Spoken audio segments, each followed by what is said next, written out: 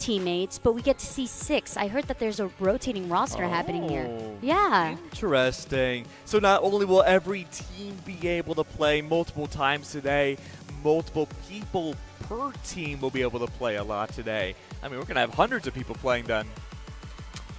And once again, we want to remind you that even though we're going to see a lot of Rocket League, we're also going to see a lot of rewards as well. So let's take a look at our beautiful trophies that are right in front of us. Those are going to be for first and second place.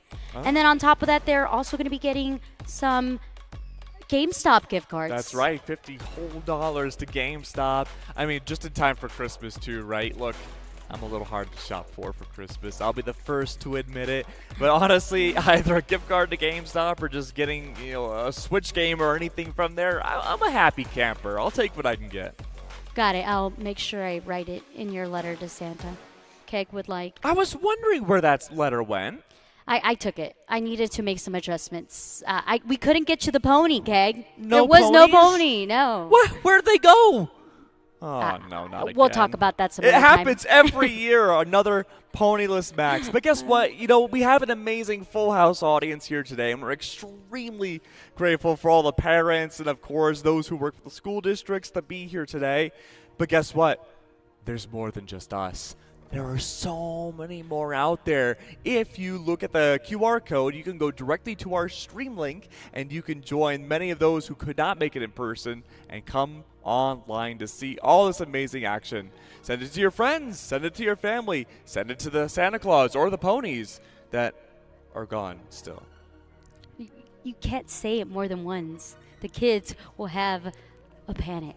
Okay? Oh, that's true. They'll be like, oh, there's ponies here? The ponies are okay, guys. They're fine. They're just not available for Keg. But yes, if you are family or friends at home that didn't get to come and experience this, they still get to hang out in our virtual room online with the rest of the other peeps that are hanging out there. So following up after this, we've got Millen versus Innovation Academy. That's going to be our second teams that will be facing off. But I know you guys want to look at us and hang out with us some more, but we're going to take it to a short break. We'll be back shortly.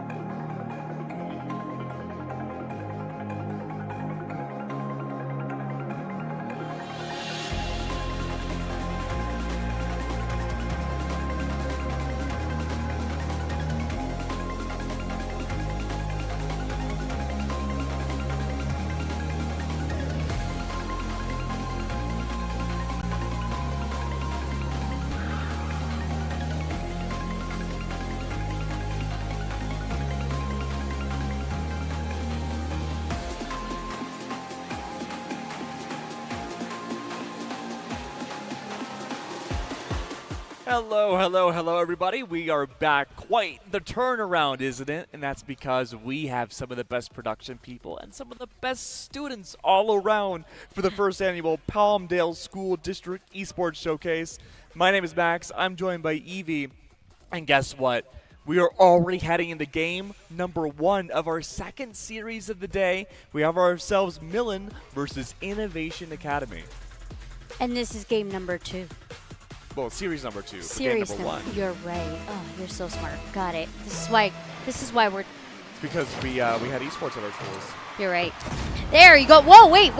Innovation Academy just said, let's go. No waiting, no talking. Casters, check this out. And we are indeed, Innovation just goes from half court straight into the goalie. And in Pro Play Rocket League, getting a kickoff goal like that, literally 2 seconds into the game starting, is unbelievably rare. I've heard before that it's almost as likely as like watching a shooting star. I think I've only seen like one shooting star in my life ever. Anyways. I mean, you've seen one shooting star, we've seen one kickoff goal. I mean, it tracks, right? There you go. That being said, though, this has been a great start early on for Innovations. Of course, now Millen, they're putting more planted into the ground at this point. It's just a matter of seeing how each team wants to play. And just like any other competitive game, whether it be football, human soccer, or any other sport, there's always different philosophies or way of playing. There's no one set defined way of achieving pure winning status in Rocket League. And right now we're seeing both teams opt to play almost entirely offensive with just one player in Innovation serving as the goalie. And thankfully so, because we see one there, but unfortunately there was another. Now a little bit of information for y'all. Once you flip your car, there is a little bit of a reset, and that's exactly what we saw happen there for number 7 on Team Innovation. Is they flipped once to deflect that goal, but then the second one came through, and that's on Millen just having the teammates in the correct position to follow up on that bounce off the backboard. It's a good setup though early on. More complex tech coming out like the flip resets. It's just a matter now of seeing what the follow-up will be. And we see the ball bounce, but looks like the follow-up wasn't there from Millen. This is the perfect opportunity now for Innovations Academy to bring this home. Chameleon unfortunately could not hit the ball in time. The ball is still entirely in the blue team's court. This could be their opportunity to set something up. We see the double goalie set up now from Innovation's side. They do not want to break this tie against them. Now ball's going to go straight into the goalie, but still the boom comes through. The demolition also does as well. But the ball now in the danger zone for Innovation Academy. No one there to follow up. Actually, Liza Millen finds their second goalie there off of that just boost across the map there from Chameleon. I think this is the other player's account. Yeah. So it is Chameleon, but not Chameleon. It's a secondary Chameleon. There you go. You always gotta have more than one Chameleon. I'm pretty sure they're like lizards that can't be by themselves, right? No. I worked at a pet store for a whopping 2 months, and that's all I learned. But hey, you know what? Millen themselves, they're able to achieve yet another goal. Innovations, remember, they were the team that achieved their first goal 2 seconds into this game starting off of kickoff. And Millen said, you know what? You can do that. It's completely fine. We took it to a tie. We broke the tie and doubled it over. It's a matter now of seeing what Innovations can do to adapt. They need to study and evolve. I got that. Yeah? That's a good one. I'll laugh for you since the crowd did it. I got you. Don't worry. Innovation, though, yeah? I don't blame you, crowd. I understand. Needing a new strat here, and they try so, but the follow-up wasn't there. Misposition, now leaving for Millen to step right in, try to search for a 4th goal. Previously, we saw Shadow Hills be able to capture 4 goals, so that is a number to break. That is a record that is available if anyone wants to try to compete with that. And Millen kind of close, but Innovation looking to push the ball across, and there indeed, Million. And that's the third goalie for Chameleon? I believe so, yes. Wow. Unbelievable thus far. And a really important note is that we got to see full utilization of a demo up against Innovations Academy. Milan, or Chameleon I should say, they set it for the demo. They got rid of the most offensive defender that Innovations had. The goalie was essentially removed because of it. And they achieved the goal because that goalie was demoed for just a few seconds. They found the perfect opening. And Milan, they themselves have now broken the maximum score that we've seen so far today. Now going 5-1 for Game 1 this series. Oh my goodness. Milan, they look like they're a team that has practiced quite a lot. I would like to know what that practice looks like, whether it's at home. Parents, if you want to tell me how much your kid plays, you don't have to if you don't want to, but it seems like a lot of practice has gone into this. And that is one thing about this game, is the more you play it and the more you practice, the more you learn the different techniques that there is, and you can perfect it. And so far, perfection is in the hands of Milan, but Innovation looking to get control of the ball and try to score their own goalies. They're currently playing in their own pocket, but this is dangerous when you throw it into the mid of the court, and especially when Chameleon's just around the corner. Great save of the ball, bouncing off the backboard. It looked like it should have been a miss in the beginning, and it seems like maybe for a second Innovations also thought that they could reset the ball into the midfield and bring it home for a second goal, but Mr. Chameleon was like, yeah, you know, I'll make sure that's not going to happen. Somebody needs to come get Mr. Chameleon, because he's doing a whole lot of scoring here and make that a 6, but that was Esports 5, so that's okay. Okay, maybe Chameleon isn't the only dangerous player in the side of Milan. Yeah, it looks like each player on Milan can just be an unbelievable striker, and there are sub-roles when it comes to Rocket League at the most professional level. Sometimes you have a dedicated goalie, you'll have a dedicated person who's meant to take all those goals, called a striker, and then usually you'll have one player kind of cruising around the midfield or flexing between both defender, goalies, and being that striker. But so far, everyone has shown up for all roles thus far in this series. 6 points of a difference now between Innovations and Milan. 30 seconds left on the clock. It's all unlikely that we'll see Innovations catch up and get 7 goals in a row in 30 seconds. He waved at us. Hello. 8-1. They're having a great time. I think that means they're feeling it. Yeah. And you should. If you're Milan and you have 8 points on the board, you're like, we're a threat to everybody. You were talking about Shadow Hills. Shadow Hills has met their match, and that's going to be one of the matches to see. But Innovation still want 2 more matches to try to catch up. Maybe after the first, they were like, okay, we're just going to reset things and figure it out, and that happens. Sometimes the strat that you put forth isn't exactly the one that is going to work, and that's okay. 12 seconds left on this map. You just go GG, go next, and we'll come back for the next one.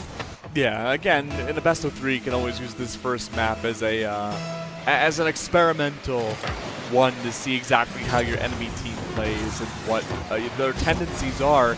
And one thing I've noticed is that Milan won't really strike the ball into a goal unless they achieve a demo first. And that's often why in replays you'll see Innovations Academy, they'll only have 2 players on the field when that replay hits. Great game number 1 for Milan. They have the highest point set so far today. It's just a matter of seeing whether or not they can break their own streak in game number 2. I mean, yes, that's a great way to put it. The only person that they can beat is themselves, but Innovation now needs to adapt, right? You talked about them having a very aggressive first few minutes. After that first goal, they were like, okay, we've got this, we're comfortable. I feel like Milan kind of took that personal, right? And I would too. If I got scored on the first few seconds, I'd be like, oh no, there's beef that needs to get settled here. And the beef was settled, but now we need to see some form of action here from Innovation Academy to reciprocate on that. maybe keeping someone back, being the dedicated goalie like you were talking about, the different positions. You send one player back, and then you definitely send one player to look out for Chameleon as well. You know what? I agree. I completely agree. And this, again, kind of goes to show how dynamic a game like Rocket League can be. Because, you know, to the people that aren't in the know, right? The people that aren't in this building, your average Rocket League enjoyer on a surface level, we're all in the deep know. We're all cool like that here. But, you know, you'll just think it's just car soccer, right? You just hit the ball. There's no strategy to it. But all of us here, I'm going to let you in on a secret. There's a lot of different ways you can play Rocket League. For Innovations, they could just double down. They could get all the boost they can on the field and go for a demo right away. And I honestly think they could use that to win game 2. Well, we have started. Once again, each match is 5 minutes. And within those 5 minutes, you are trying to score as much as possible on your opponents. Millen having zero trouble with that on map number 1. But now, this is going to be Innovation's time to rebuttal. Let's see what they've got. And so far, it's sending the ball across the court into the danger zone of Millen's court. This has been really good. Put that pressure on Millen very early on. There's that goalie saving the ball. Ball resets into the field. Does go into a pocket on the side towards Innovation. The pressure is on Esports 7, though. The goalie, unbelievable work, setting the ball back towards Milen's side. Moment of truth. Will we see a demo from Innovations? They're in a perfect spot to do it, but Chameleon has the ball. Oh, no. And you talked about double down, and double down indeed. The save there was beautiful there by Innovation Academy, but the ball is still on their half. It is in the pocket, so safe for the time being. The ball now sent over into the court of Millen. We have 2 of Innovation's teams, but carrying the ball over the top here is Esports 5. Demolition. The defense comes through. And there's going to be Chameleon once again trying to get it into the goalie. But so far, Innovation's defense, immaculate. Yeah, I've been loving Innovation's defense so far. Them having that demo up against Millen was the perfect time to go for the goal. Fortunately, the angling in the position wasn't right. They need a protractor to bring it out to make sure they can achieve it the next time they get a demo like that. Sports 5, though, off the backboard, unable to achieve the first goal of the game. This has been the longest so far we've seen a game go by for this first annual event that has yet to have a goal. Oh, the setup, beautiful. Esports 4, then Esports 5 just taps it over the head of Innovation. And play after play. You talked about it. I feel like you jinxed it there, Keg. You were like, this is the longest. Yes, we're halfway through the match. You had just had to say it, Keg. You know, there's an industry term that you and I use a lot called the caster's curse. I may have caster's cursed. You definitely caster cursed it. I have zero doubt. That's on me. Well, what I was going to say was who are we reporting and blocking? Anyways. I think they're reporting you because you caster cursed Stop it. caster cursing me. But no, I mean, well, so far this has been the longest game thus far. That was nearly a second. That could have been enough for a second for Milen, but unfortunately, no. Demoed instead.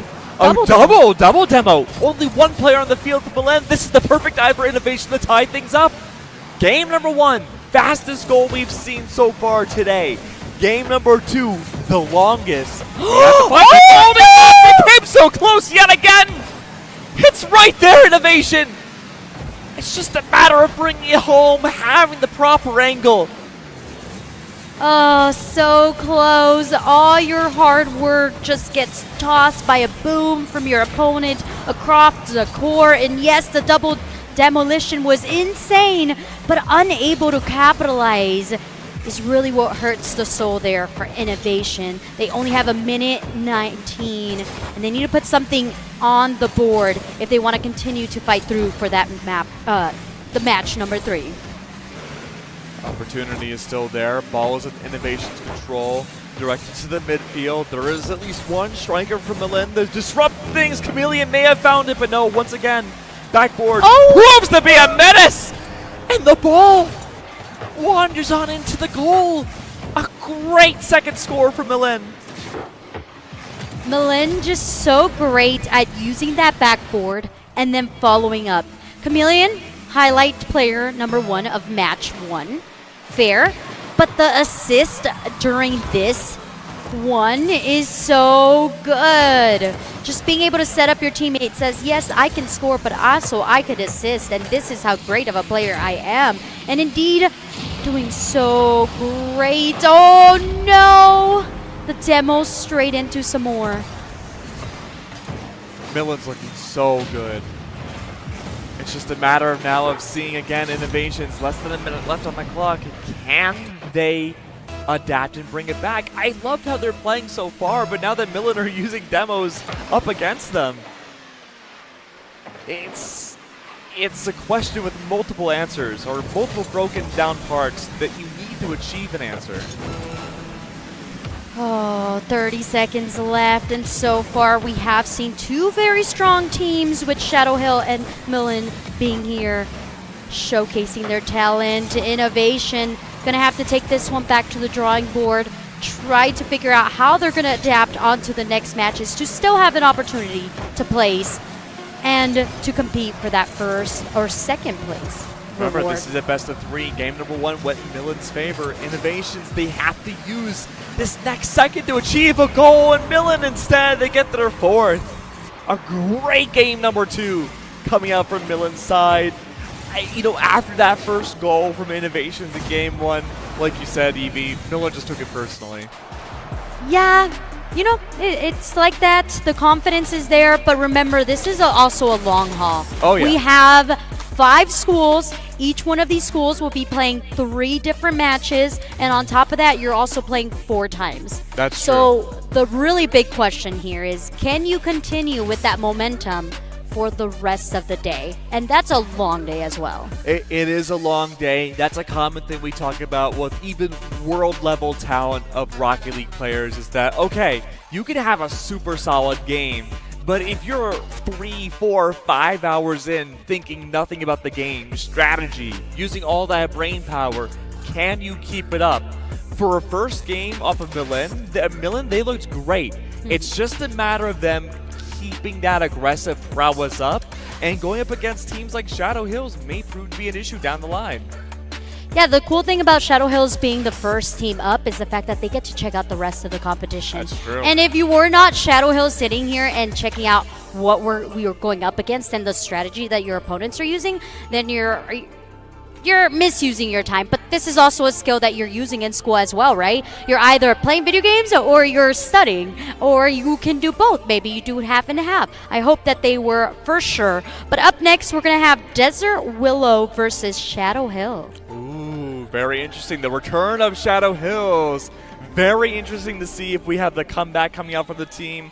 And of course, look, as amazing as these events are, of course it can't just be us, the faces of it. There are so many people behind the scenes. Our amazing production crew, Lollipop Labs for helping make this a possibility, the Palmdale School District for hosting us, the board members, the superintendent, Melodano, thank you so much for helping make all this a possibility. And look, most importantly, we got to thank the parents and the students for also bringing us the top level talent for this amazing event. Yeah, and thank you for supporting us. We're excited. I mean, it's just been 4 schools. We are already seeing some of the favorites, some of the ones that have been practicing the longest. But the cool thing is that after you do this event, you go home and you're like, this is what I'm going to practice on. And this is the first ever Palmdale district event. Imagine the next one. I can only imagine. This is the floor. We have so much more to explore after this. Imagine a house without a ceiling. That sounds like the best kind of house you could possibly have. I'm excited to see what happens from here on out. I'm very excited. I mean, esports is so important. Mixing it with education just has unlimited potential. Look, I wasn't a great studier in school, but being able to learn through video games may seem like a weird concept at first, but when you're so focused on something and you want to learn every crevice of its knowledge and what you can output from it, and then you're like, what if I take that and put it towards physics. You can do so much with studying through esports. You're limitless. Yeah. Just like the video games, just like your skill. That's true. But let's talk about the next two teams. Shadow Hill. That's a name that we saw. They set the bar, 4 goals each match. But now they have a new challenge, and the new challenge is 8 goals coming out from our last opponents, which is Milan. And can they break that? That's going to be the answer, because that could actually give us a little foreshadowing of whether they're going to be a good matchup for Milan. Yeah, I think you're completely right. And the fact that Shadow Hills were a little bit more front-loaded heavy in the matchups today does mean that they have more opportunities to, as we talked about, the aggression, just having that momentum to keep things going relatively quickly means that they can stay warmed up and just bounce between different series. Whew. Well, it's been really, really exciting to talk about what we're going to see, but I'm ready to get this started. Oh, we're about to get in there. Oh. Yeah, very shortly. I know you guys are excited. We are as well. How are you guys doing today? You guys holding up? Yeah? Woo! Oh yeah, they're holding up. They're lively. You guys ready to see more Rocket League? Has anyone checked out the food truck yet? How is it? Is it good? I imagine it's great, but I haven't really seen too much of it. I smelled it, if that counts. I smelled it and it smelled good. That's good. That's really good. Yeah. I'm going to devour the food truck after this. But we are heading into our 3rd series of the day. Of course, it'll be game number 1. Remember what we talked about with Shadow Hills, though? They had such a good way of playing the mid-game, which means it's not quite towards Desert Willow's side. It's not quite Shadow Hills' side either, but it's how they're able to interact with the direct middle of this field and have that ball in their control to never have that pressure up against them. Very important for a competitive team to have in this game. Oh, well, early demolition already happening here, Keg. These teams are explosive. That's right, Evie. Things have been looking good so far. No goals just yet. An early demo did come through from Desert Willow's side. Unfortunately, no ball goals set off of it just yet. Off the backboard, though, pressure has definitely been set for Willow's side. Remember, Shadow Hills, they're warmed up. They're already used to being on the stage in front of a large crowd. They have this big added advantage for their 2nd series of the day. Must keep momentum, as well as keep the ball on your desired site. And indeed, so far, Shadow Hill is doing just quite that, unable to get the tap off that bounce on the ground. But don't you worry, here's our teammate for a follow-up. A great job there by Desert, rejecting that goalie. Now they need to send the back to their court. And so far, just playing here in this corner, waiting for their opponents to reposition. And one thing that I'm seeing a lot with these schools is the fact that they like to be a little bit more proactive. They like to be the ones hitting the ball. But we've said this before, you have to make sure that you have someone keeping back, staying back, to protect any ball from going across the half court. And indeed, it does happen. The rejection there from Desert Willow, sending them back. And they try to, but it was also a ping-pong battle here from Shadow Hill. Drift of a lifetime coming out from one of the players on Desert Willow. Keeping the ball away from the blue goal. Exactly where they want it. Ball goes to a near complete stop. Shadow Hills now having, like you said, that proactivity. Making sure that ball cannot get anywhere nearby.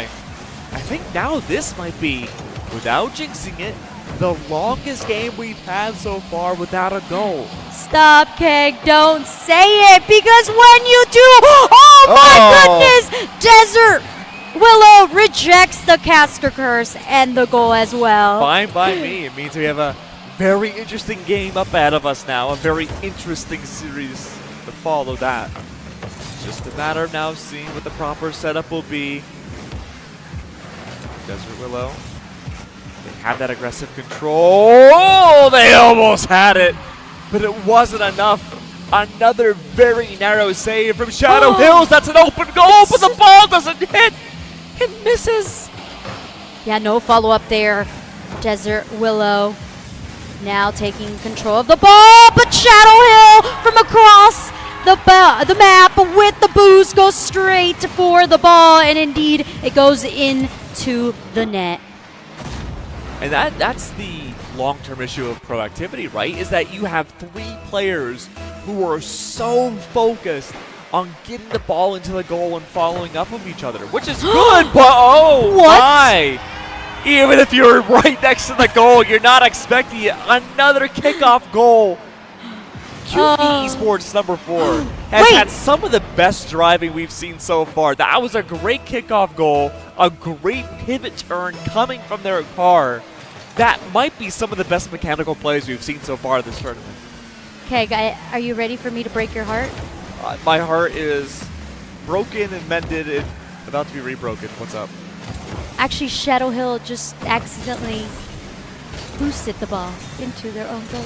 It happens to the best of us. You know, Isaac Newton, I thought for a long time invented gravity. Turns out he didn't. But you cannot control what he brought into the air. But Esports number 4, they've been a really good goalie. Number 7's been doing such a great job also maintaining things from the midfield, mostly giving the calls to the rest of his team to go back towards the goal. All right, well, Shadow now needs to send it across the map, and indeed they do. They're trying to do a little bounce off, but there is Desert Eagle already ready to answer. 2 of their teammates on the defense, but it's Esports A who tries to line it up, but none of their teammates have boost, so the ball now lost into the grips of Desert Willow. And look, 45 seconds left on the clock. Oh, even off the backboard, the second strike does not connect. We could go into overtime. And overtime's a very different beast from regulation. We might not see it though, but again, the ball just narrowly misses the goal. They passed each other from the half corner. No, there's a post there. And the post does its job, sending the ball away. Now, Desert Willow needs to be proactive, needs to go for this goal if they want to make sure they don't go into overtime and upset the Shadow Hills fans. That's right. QB Esports again styling on everybody, going backwards, trying to get the ball in. 2 seconds left. We're guaranteed overtime. Now, overtime is a very different beast from regulation. We talked about it just a few seconds ago. Instead of the clock going down, it will go up forever until one team scores a single time and they will be the winner. So just one goal, and you can finish this or keep us going for as long as you want. Up to we you. Can be here all day. Yeah.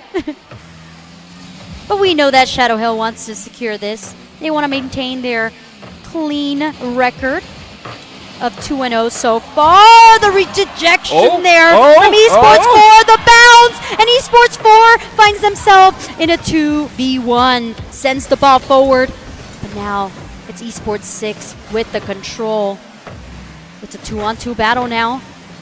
Make that 3 as 3 players of Desert Willow go on the defense. They smell danger and they want to make sure they get out of it. But they can't so far. Shadow Hills being so proactive on continuously sending the ball forward. QB Esports number 4 has had great maneuverability in the midfield. He can begin the challenge with these boosts, and he does collect one into a demo that could guarantee this first game of this best of 3 could go in Desert Willow's favor. Yeah, we saw a lot of... Ooh, Shadow Hill just bounces it. It's the edge of the post that does it for them. As we see this awesome replay, Esports 7 just booms it straight in. And we saw Esports 4 from Desert Willow try to reject that goalie. The timing just wasn't there. Look, timing's just about everything in a game like Rocket League. It's incredibly difficult to have everything go picture perfect in your favor. And that's what helps even out the game a lot more. You can have all the mechanical prowess in the world. You could be a literal robot playing this game, but there's only so many factors that you could control. Control definitely in the way of Shadow Hill, who now has that 3rd match underneath their belt, but their opponents just looked so great. Yeah. It was about the timing. It was about the overtime. It was about just that little bit of timing left on the goalie rejection. But we're going into the second match, and they can take it. Yeah, they absolutely can. I think what we've seen so far from Desert Willow was incredibly good. I like the malleability coming out from all the players. There wasn't just one player per role. There was at different points, different players being the goalie. Some of them would be the dedicated striker. There would be different times where all three players would go towards the ball to help secure their goals. But again, just because it was a low scoreline for both teams doesn't mean necessarily like it's a bad thing, right? That shows how competitively close and how tight-knit it was to achieve those goals. Shadow Hill has met their match, or so it seems, right? Yeah, possibly. You called it, and it was this close to being a caster curse. Yeah. Where we had half of that match just go without there being a goalie. And the reason was because the defense was on point and also the aggression was there as well. Some of the teams that we have seen in the past, they are either very defensive or too aggressive where the other opponent takes advantage of that. So it's finding that middle ground, adapting and adjusting. Yeah. A lot of what you have to do in real life as well is adapt, adjust, or just come up with a whole new strat altogether. Oh, that's life for you. Oh, yeah. Giving credit where credit's due, though, Desert Willow, I really, really liked the way they played because they were definitely the more aggressive team overall. Their offensive pressure was so good. They had a lot of strikes. Player number 4, I think they had a great mechanical job with their driving and having the control of their little car to push the ball in. They were achieving angles that, again, that you see from players that are like, you know, on that path to pro. The amateur scene heading up to maybe the World Championship have very similar styles of play. That's scary because a lot of these kids are very young, but at the same time, if you are a parent, you should be proud, number one, because to be able to reach that level at such a high, at such a young age is amazing. You should be thinking, ooh, you know, maybe my kid could potentially go pro, or that could be a side career that they can take meanwhile they're still in school and still making sure that their education is their first priority. But to know that your kid could be at that level should make you really, really proud, and everyone in general. As we go into match number 2, you should be hyped. Can I get some cheers in the crowd? Woo! They're still awake. They're still awake. Well, how could you fall asleep to this exhilarating gameplay here? Number 7. Oh, okay. Wait, all right, danger? Play number 4, nearly with the goal right away. They almost leapfrogged off of each other. That would have been a great way to set things up and show the synergy between the different teammates. But Shadow Hills return the form 30 seconds in, get their first goal of Game 2. That's right. Yep. The crowd loving the fact that Shadow Hills is on it and already has a goal at 30 seconds into the match. They're matching the vibe of that first match, or the first series, I should say. And as we go into the second, they once again have control of the ball. Shadow Hill knows exactly where to be. Their positioning, immaculate. They're playing off one another. Now, what can Desert Willow do to make sure that they don't start going backwards now? Yeah, through Shadow Hills, you could maintain how you're currently playing. But understanding, too, that last game ended 2-1, with Shadow Hills only securing the victory off of an overtime score, may promote a team like them to play purely defensive, just to maintain this singular point that they have in their favor. But they double down. They say, you know what? We're good for a second. No. And I just want to give you guys a little bit of insight into what I'm hearing here with the teams. I just heard, just go for the ball. Now, it might seem that simple, and they are showing that it's that simple, but it's not that simple, I promise. I've tried this game. It's really hard. So the fact that they can do that and the fact that they're communicating with one another is so good. You know, sometimes the teams of World Championship teams will release their communications, their comms, as we call them, between each other, and sometimes that's all they say. They'll be on the front stage. I'm trying to remember where the World Championship was this year. I think it was Shanghai. And legitimately, it would just be like, go for the ball, go for the ball. You know, just a million people watching you in real time. And that's all you have to do. It works at all levels. The simplest communication can be the most effective. And that's exactly kind of what we need to see Desert Willow do. A little bit of placement, a little bit of talking about what's our strat here, because as we can see, there was 2 of Desert Willow teammates going for that ball, and sometimes that causes a little bit of distraction. But Esports 6 just launches it, flips forward and says, yeah, I can also do that as well. Let's see this replay yet again. Look at this. All players on Shadow Hills were set up for the triple defense. And even then, a little slow to the jump on 2 of the players. Desert Willow, you'll have to believe it, they just went for the ball. They just went for it. It's that easy. But is Shadow Hills going to allow it to be that easy now, right? You're on a 3-map win. You've won 3, looking to secure the 4th, looking to have that squeaky clean record to intimidate your opponents. But Desert Willow, they just need 1 more goal to keep this even, and then another one, just like a little charity on top, to make us go into match number 3. I mean, what do you think chances are we go to overtime 2 games in a row? Now that you said it, pretty high. Okay. I'll take that, 80%. The community doesn't want no overtime. No overtime. What? Okay. If you insist. I mean, we're the casters. We can jinx our way to getting what we want. Yes, it will go into overtime. Wink, wink. Oh, no. We need to teach them the caster curse so they can start caster cursing. So you You'll just be like start saying what's puppeteers. happening? You just say what's happening, and then you say this is what's going to happen, and then that's the caster curse. Oh, I hope we have a test on Friday. Oh, no! Oh, there it is. Shadow Hills, though, doing what they can to ensure that there will not be an overtime for game number 2. Their 3rd goal here, breaking away the tie and then some against Desert Willow. Well, oh well, oh well, the Titan has awakened in Shadow Hills. They're not looking to go down anytime soon. Desert Willow, they were looking so great that first match, now finding themselves in a little bit of a pickle with 2 goals down, trying to play aggressive, but we're seeing that Shadow Hills are playing very defensive. They keep 2 of their teammates back in their half just in case the ball does get across that half court. Shadow Hills are playing this incredibly safe now. They understand that just because there's less than a minute left on the clock does not mean they are in the clear.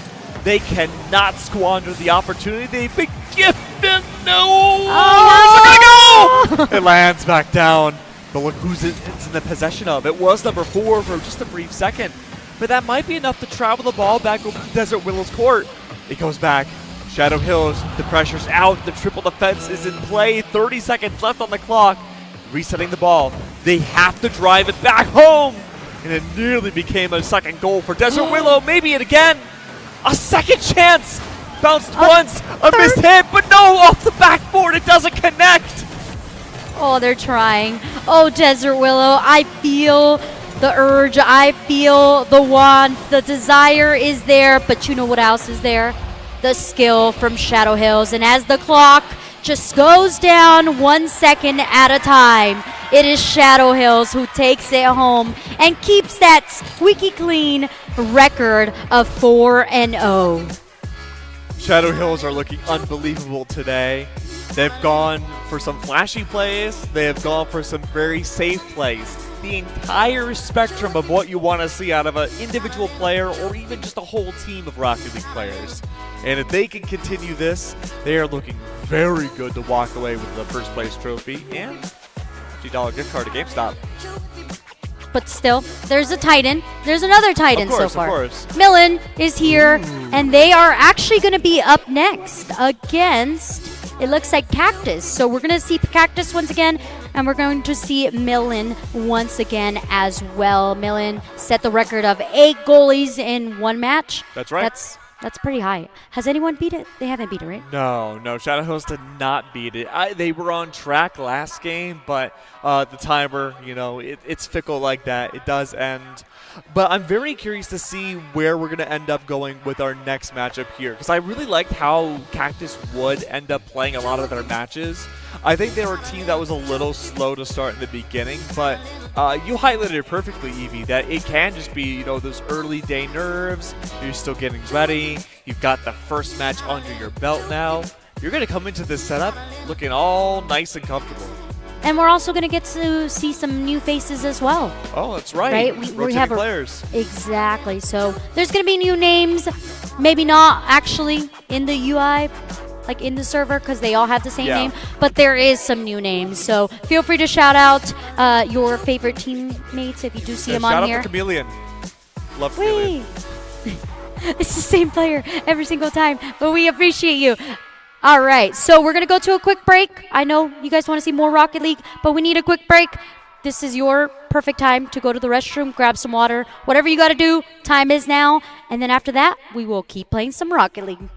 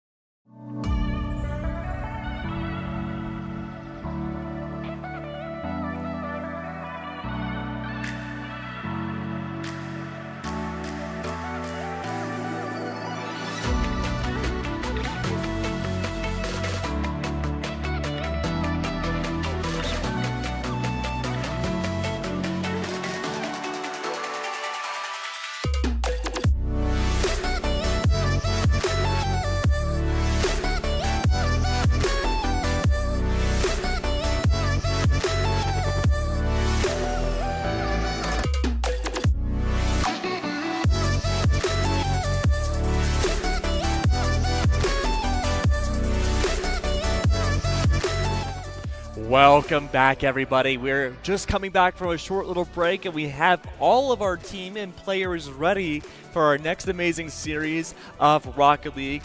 And, of course, this has been an amazing tournament so far, an amazing series for the Palmdale School District and the new esports arena. Which we love. Do you guys love it here? Isn't it so pretty? Do you like the lights? Our favorites are the lights. I feel like they go with the music, so every time you play music, you'll see it twinkle. Look at that! Whoa. That is so cool. Talk about the lighting. Oh my. It is nothing but flashy lights and colors coming through from Cactus, who come out with a bang to start game number 1. Another 2-second goal. That's our third. This time goes in way of Cactus. So last time this happened to Millen, I believe it was, they took it personal as well, right? So I don't know, Cactus. Last time this, Okay. yeah. Oh yeah, that sounds about right. Does history repeat itself though? Because last time we saw it was between Millen and Innovation, like you were mentioning, it was Innovation, Right. who got the 2-second goal, and then Millen got their own 2-second goal, but ended up doing it 8 more times. Yeah. I'm scared for Cactus a little bit, but at the same time, you know, you gotta risk it for the biscuit, and that's exactly what we want to do. See Cactus do, because the first time we saw Cactus, they were very defensive. First matches were just a little bit of a struggle to adapt. Maybe adapt to the crowd, maybe adapt to the new computers also. I don't know if they brought their own controllers, but it could have been like getting the controls right. There's so much intricacy that goes into Rocket League, as little as making sure that all your keybind settings are on point. Cactus walking in the danger zone, and indeed they do fall to that. Millen gets that second goal on the board, and they're on track to repeat history. That's right, but Cactus, I'm sure, were on the sidelines watching their matchup against Innovation Tech to see exactly what Millen was doing.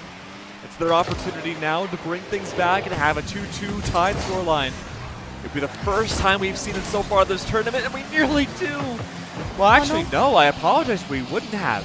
That could have been a third goal for Millen. Cactus has been holding the line. Their defense is looking strong and solid. It's just a matter of having one of their players be that dedicated striker to get something beyond a 2-second goal. So far, it's a battle of 1v1s, and it's gone in favor of Millen as they now take control of the ball and put it back into the danger zone. There was that attempt at a follow-up, but it falls short. Now ball in the court of Millen. Can Cactus do something? And it's the open field, and we see 2 of the players, no boost in line, but don't you worry, you have a teammate in the back line. Statistically so far, Millen, if they can survive beyond the first 2 seconds of a round, they have not lost yet. Innovation Tech, their only goal in that series was up against Millen in that one instance. Okay, good kickoff from Cactus. That could be another, and even with the defense out. 2 seconds yet again. These kickoffs have been the weakness for Millen. Anything beyond this, though, they've been seemingly invincible in the server. If you're Esports 5, you're like, wait, that looked like I saved it. Like, what happened there? But it was too late, and the ball went exactly in the goalie. Millen now maybe feeling a little bit more upset about that as well. Maybe the first time it happened, they were like, okay, that's a fluke. Second one, also a fluke. But the third one, well, all right, hold on. We got to rethink this kickoff. Oh, that was a great boom into the court, into the danger zone, into the net. But no follow-up yet. And as we can see here, Esports 5 ran out of any boost. A lot of these players very low on boost. And without boost, sometimes you got to play on the ground, and that's not fun, right? You want to play Rocket League in the air as well. So we do see Chameleon with some boost. Actually runs out of it now as we speak. Chameleon, of course, has been, it feels like the MVP of every team so far we've seen today. Something magical about that computer, that account.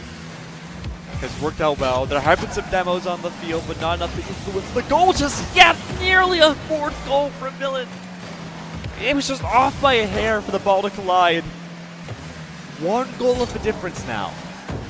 Cactus, they need something beyond just the kickoff to tie it with Millen. And we could go to overtime. Minute 44 still left. We do see a little, wow. Okay, Millen grabs control of the ball and then just takes it home with the misposition of Cactus. It was an open field there. We do see Esports A right around the corner, but I'm assuming that there wasn't enough boost in the tank to get them to save that goal. Yeah, Cactus are in a predicament right now. They're a team that really want to take advantage of being very up close and personal with Millen and do their best to have full offense to get that third goal, but it leaves their defense and their goal wide open. And Millen right now, they're walking the ball. They were able to get that fourth goal by keeping Cactus so up close.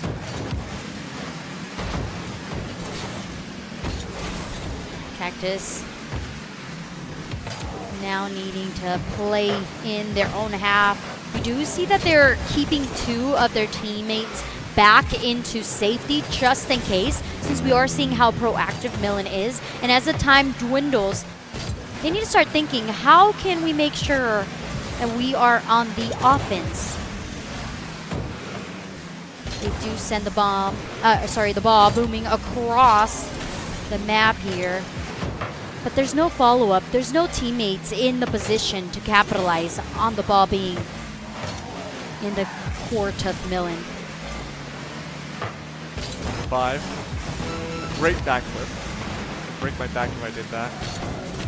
Guiding the ball towards the wrong way. They don't want to go that deep in. Millen's forced the reverse course and try to guide the ball back over to Cactus Court for a fifth. 15 seconds left on the clock. The window of opportunity for Cactus to bring this to an even game is shutting rapidly. There might be time, but no, it's all but for naught. Game number 1 going in Millen's favor. Very solid yet again. And really the only thing that's been stopping Millen from having flawless games have been those kickoffs. So what you're telling me is Millen needs to just practice kickoffs from now on.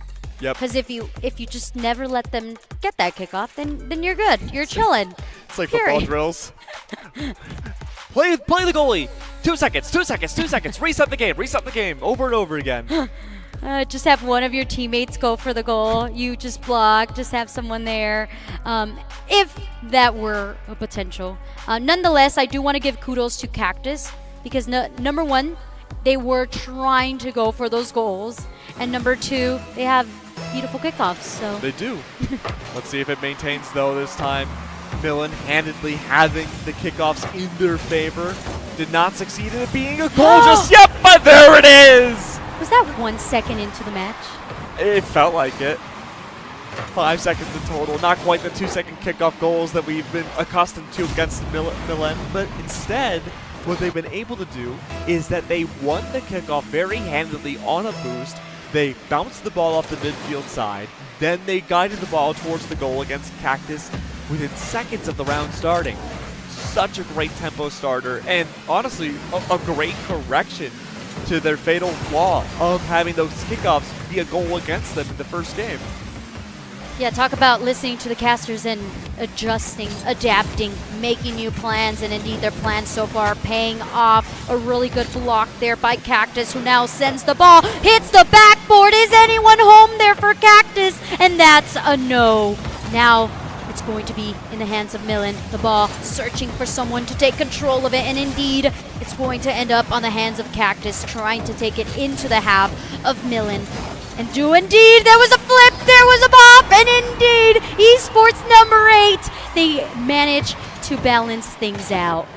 This is the first goal we've seen today against Millen that has not been off of a kickoff. We'll take that as a win. But that is an eye-opener for every team watching now, because Millen has proven to be a very strong force so far this tournament. And now that seemingly a dent in the armor has been found, Cactus and every other team watching Millen, they have found this strategy to make this a much more even series. Start taking notes, Shadow Hill, because that's exactly who I'm sure Millen is looking out for, right? If I was anyone on this bracket, I'd be like, this is who is going to be our main opponent. But Cactus, they're still trying to prove that they can take it and they can actually get this map underway. I mean, 3 minutes left. That's more than enough time to do anything, especially in a game like Rocket League where it's so back and forth and so quick pace at that as well. We haven't really seen Millen in this position either, being faced with the opportunity of overtime if things don't change 3 minutes from now. The last time we were in a position like this was Shadow Hills, where they opted to play very defensive, and even through that, they denied the goal off of their enemy team. They brought the ball across the entire court, and they still got a goal without having a dedicated striker. Cactus here, I can only imagine, want to opt to play more defensive, but they're choosing not to. They're in the middle of the field. They want this second goal more than anything else. And they're fighting for it. You have Esports 8 here playing goalie, as you mentioned, but now the overwhelming number of players for Millen need to reset. This allows for Cactus to move on forward, but it's just one player. Now you have Millen pushing forward into the ball, but they're met with the attack of Esports number 8. But with only one of the players of Cactus being on the other half, makes it that much harder to try to go for that goal. Yeah, again, time is firing away. A near goal yet again, just barely missing from Cactus side.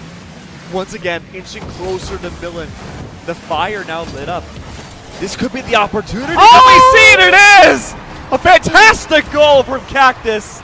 And for the first time so far today, Millen now themselves are in the seat where they have to be the ones to adapt to bring this to overtime. I was so focused on watching them celebrate on the side. Like they were fist pumping, they are hyped, they are feeling, and that is the essential feeling of competing in esports and the essential feeling of being in a team as well, right? Oh, yeah. This is a game that requires for you to work with one another to make this, to get the desired outcome that you want. And so far, Cactus is doing that.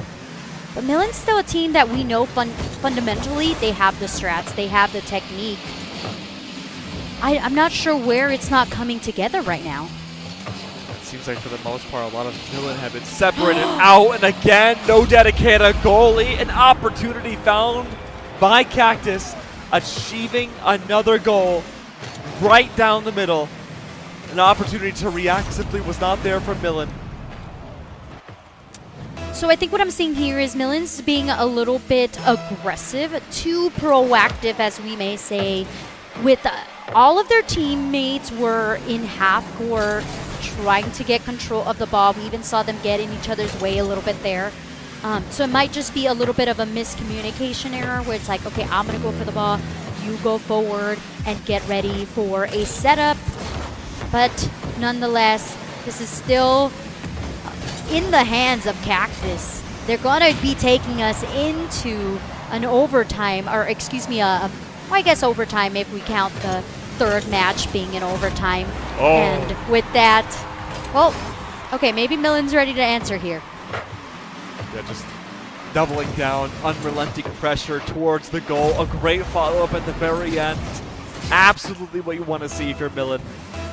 And that happens a lot even at the world-class level of play in any game or any sport. You'll see teams tunnel vision.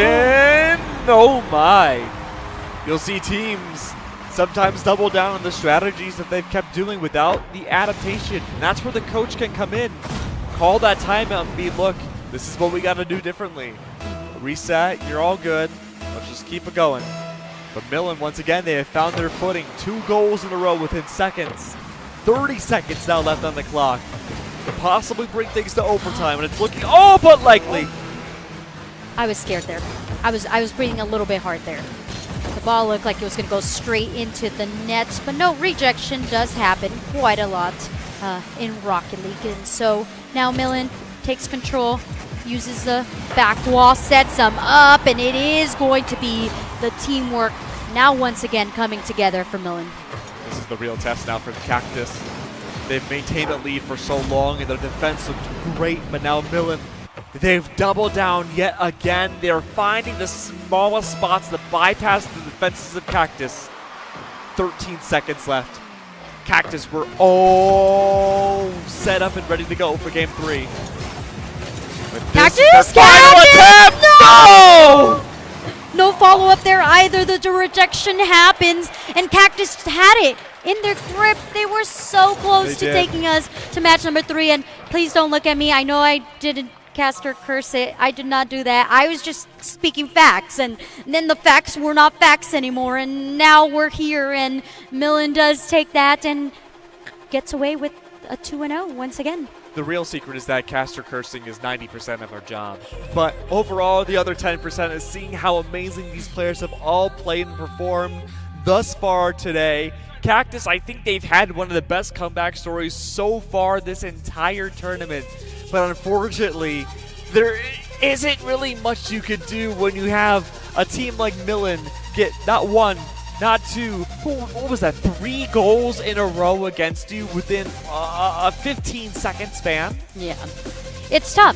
It's tough, but we know that Cactus can do it because they were doing it for quite some time. It's just cleaning up, polishing up those little bit of misstrats, whether it's mispositioning or maybe playing a little bit too aggressive or sending the ball a little bit too forward when there's none of your teammates. But nonetheless, we are seeing the skill level, and there is a variety of skill level here happening. Oh, yeah. But that just means you get to improve. And the beautiful thing is you have time to improve because this is the first ever event here at Palmdale District. Absolutely. Hopefully the first of many. And again, thank you so much, parents, for helping facilitate all these amazing students who are harnessing their growth and their ability to perform well in Rocket League and show off their true potential and what they can do, and only keep it growing from here. And of course, it wouldn't be possible without our amazing Lollipop Labs and the production teams behind it to make this all an actual possibility, to make this tournament a realistic endeavor. And of course, we have our board members, Superintendent Maldonado to help out, the EdTech team, our principals, of course, and the coaches who are standing behind the scenes here to help out their teams to ensure, hey, this is what we got to do differently. This is how we can refine our strategies and what we can do to make us the best Rocket League team here. Absolutely. And shout out to you parents. Look at that. Oh, that mom that's taking a picture. You're the real MVP. Those 2 moms, you guys are the real MVPs. Post your kids. Support them. Communication and support really makes a great relationship. I mean, as a person who didn't get to play video games growing up, now I get to enjoy video games, and I get to enjoy them with my siblings and teach them all the different games and all the different ways that you can play. It really means a lot, the fact that you are starting your kids young and guiding them. And remember, you can guide them the way that you want them to play. So if you like them playing Rocket League, then you can support them playing Rocket League and stray them from any games that you may not want. But nonetheless, your support to them means the world. And with that, we do have our second match? No, what is this? We have our I lost next numbers series. now. We have our, I believe it's our 5th series of the day now. We have, where are we at now? But guess what? We have our amazing prizing as well.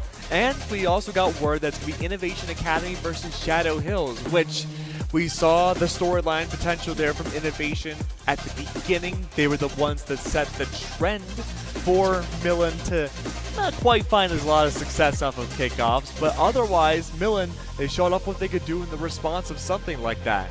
Just a matter now of seeing if they can find that same magic against Shadow Hills. Yeah, Innovation Academy, just like Cactus, needed to go back to that drawing board, come up with a new plan. I don't know whether it's the same 3 players as the ones we saw before, but nonetheless, it's still the same story, which is you need to get some wins on the board. Yeah, especially absolutely. if you want to compete for that first or second place. So the best time is now. And how are they going to do that, right? Especially against an opponent like Shadow Hills, who's very, very good. And I'm sure you saw briefly the shot of the trophies looking delectable. I love the trophies that we always have for these events. I'm always so jealous. I wish we got a caster trophy, but you go over to your friend's house and you just see this crystalline Rocket League trophy on the mantle. I'd be like, whoa, that's incredible. I want to play Rocket League now. I always want to play Rocket League. Yeah. Every time I see Rocket League, I'm like, wow. And then we go and play, and we're old, so we can't quite find the same value as these amazing students can. But Shadow Hill, the Titan Yes, that I've we heard have of them, coming yeah. up here. Yeah, they have a really, I wish I knew their name so I could be like, this player did phenomenal, but nonetheless, they had a really good time at setting each other up. Just kind of Yes. like we saw Millen do. Their setups are so beautiful. So it's going to be on Innovation to catch who those strikers are. Who are those players that are either setting up the play or making the goal? Because those are the two players that you want to eliminate as fast as possible or defend against. I will say Shadow Hills can be a very careful team to go alongside it. Oh! Maybe that's careful, sure, but regardless, though, what a great, amazing goal. It teeter-tottered in.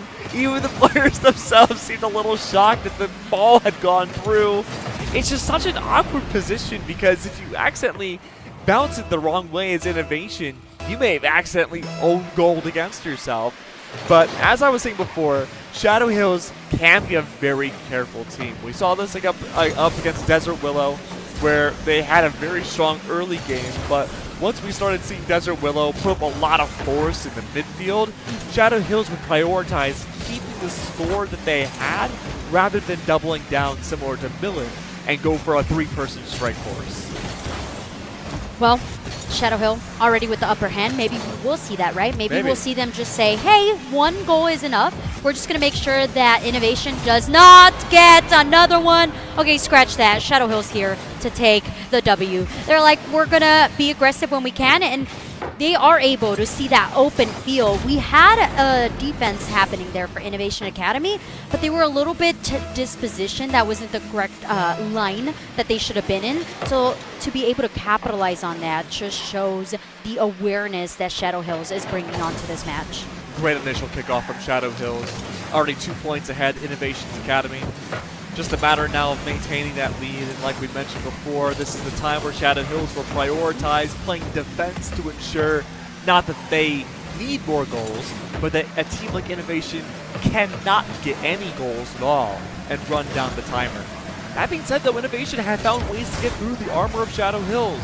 They are maintaining that ball control, at least momentarily. This back to Shadow Hills number 7, but Chameleon there for the defense. A great way of bypassing the ball back into the midfield. Does allow another setup, but there's no goalie available! Shadow Hills, they've gained their third score. Yeah, and that's on setting up your teammate as well, but also on the Innovation's desire to be aggressive, desire to take control of the ball. That left them going towards the ball as opposed to kind of foreshadowing where that ball was going. So positioning, again, I can't say it enough. You're going to hear me cast about it this whole time, which is where is the ball going and where are you in retrospect to this ball? Now with Shadow Hill having 3 points on the board, almost seeking the 4th here. Just a matter now of seeing if Shadow Hills can maintain this promise. Shadow Hills so far, their best game has been getting 4 goals. That was way back at the beginning of the day. It seems so long ago. Oh, that's a good boom. Oh, the setup. No, not quite. Shadow Hills have tripled down on their offense. They recognize now as the ball missed the backboard. They don't double down and try to hit the ball back into the goal again. They immediately pivot back to their own goalie line for safety. Oh, they are alone. They are in the goal zone. Try to set anyone up, but no, the ball gets rejected. Innovation having players on their half of the court to try and block anything, but it's the jump straight into that score there for Shadow Hill, and they do indeed get that 4th goal. Just great opportunity, getting the jumping goal directly in, spiking down for their 4th. Innovations now have been playing very well, mostly leaning on playing defensively, but even then, an opportunity to miss the ball was there on the jump last time. It's up now for them to make a very big change of pace, but again, a 5th goal has gone for Shadow Hills. And it's a little bit difficult to see where Innovation is on the map. Even for me, as a caster looking at this, I'm like, okay, Innovation has the idea of we need to make sure that we're setting each other up. Yeah. No, okay. Oh. Ooh, it looked a little bit, but there could be a bounce, and no, we do have Shadow Hills rejecting that and following through with where the ball is going. The ball so far in control of Innovation, but they need to get it away from their goalie. It's a danger zone, Beautiful. and you can't be playing just right in front of your net. It's tough. It's a tough position to be in. All of Shadow Hills are swarming around the Innovation Academy goal, not even giving an opportunity to bounce the ball back. This is the opportune time, though. A minute 40 on the clock, still a chance to get 6 in a row. At the very least, to tie up the game. But a 7th for Shadow Hills rains out. I don't even know which one of Shadow Hills players has the most goals. I feel like they all have. Them as a unit. Yeah, it's just Shadow Hills 7, period. That's it. There's no individual player on that team. They're all just doing a great job. They're a symbiotic unit. Yeah. Although the stats do kind of tell us, but who's looking at those? We don't need those at this point. What we need is for Innovation to get some strat here. See how they can go with one another. So far, they are deciding to keep at least one of their teammates back on the goalie to try and defend. Okay. Innovation Academy. Looking to guide the ball back around, but Shadow Hills yet again have been so good about full-on control. There was a glimpse that Innovation would grab it, but again, just as Chameleon was ready to take control, and Shadow Hills to bounce it back around. Midfield abound. Once again, no goalie setup. Could this be it? No! Unbelievably unlucky. Innovations, they were nearly set up for their first goal of game 1. Yeah, there was no follow-up on that, even though there was like 3 players near the ball. I think the problem there was there wasn't enough boost to kind of get them in the correct position. 22 seconds. At least Innovation could get one. They're seeking for the one for the honor, just to say we got one, and then we go into the next match. They have enough time. The ball is in their court, so they need to be careful because we know that Shadow Hill has taken advantage of the ball being a little bit too close to the net, and they try to go for it, and they do indeed manage to get that 8th on the board. And hey, we're maybe about to set a new record here. That's right. How much time is left on the clock? Oh, just one. I mean, look, maybe we can have a 1-second goal. I believe. Oh, no. The game only ends when the ball touches the ground. If it stays in the air, there's a chance. But not for game 1. Shadow Hills, a titan of their own. They have matched Millen's 8-goal strike, but it's not over here for their opponents. There's still that second match, which we will get going very, very shortly. What do we want to see here? Oh, it's tough. I think Shadow Hills has been one of the most well-rounded teams we've seen so far this event. It's just a matter of seeing whether or not they can maintain the same prowess that they've had before.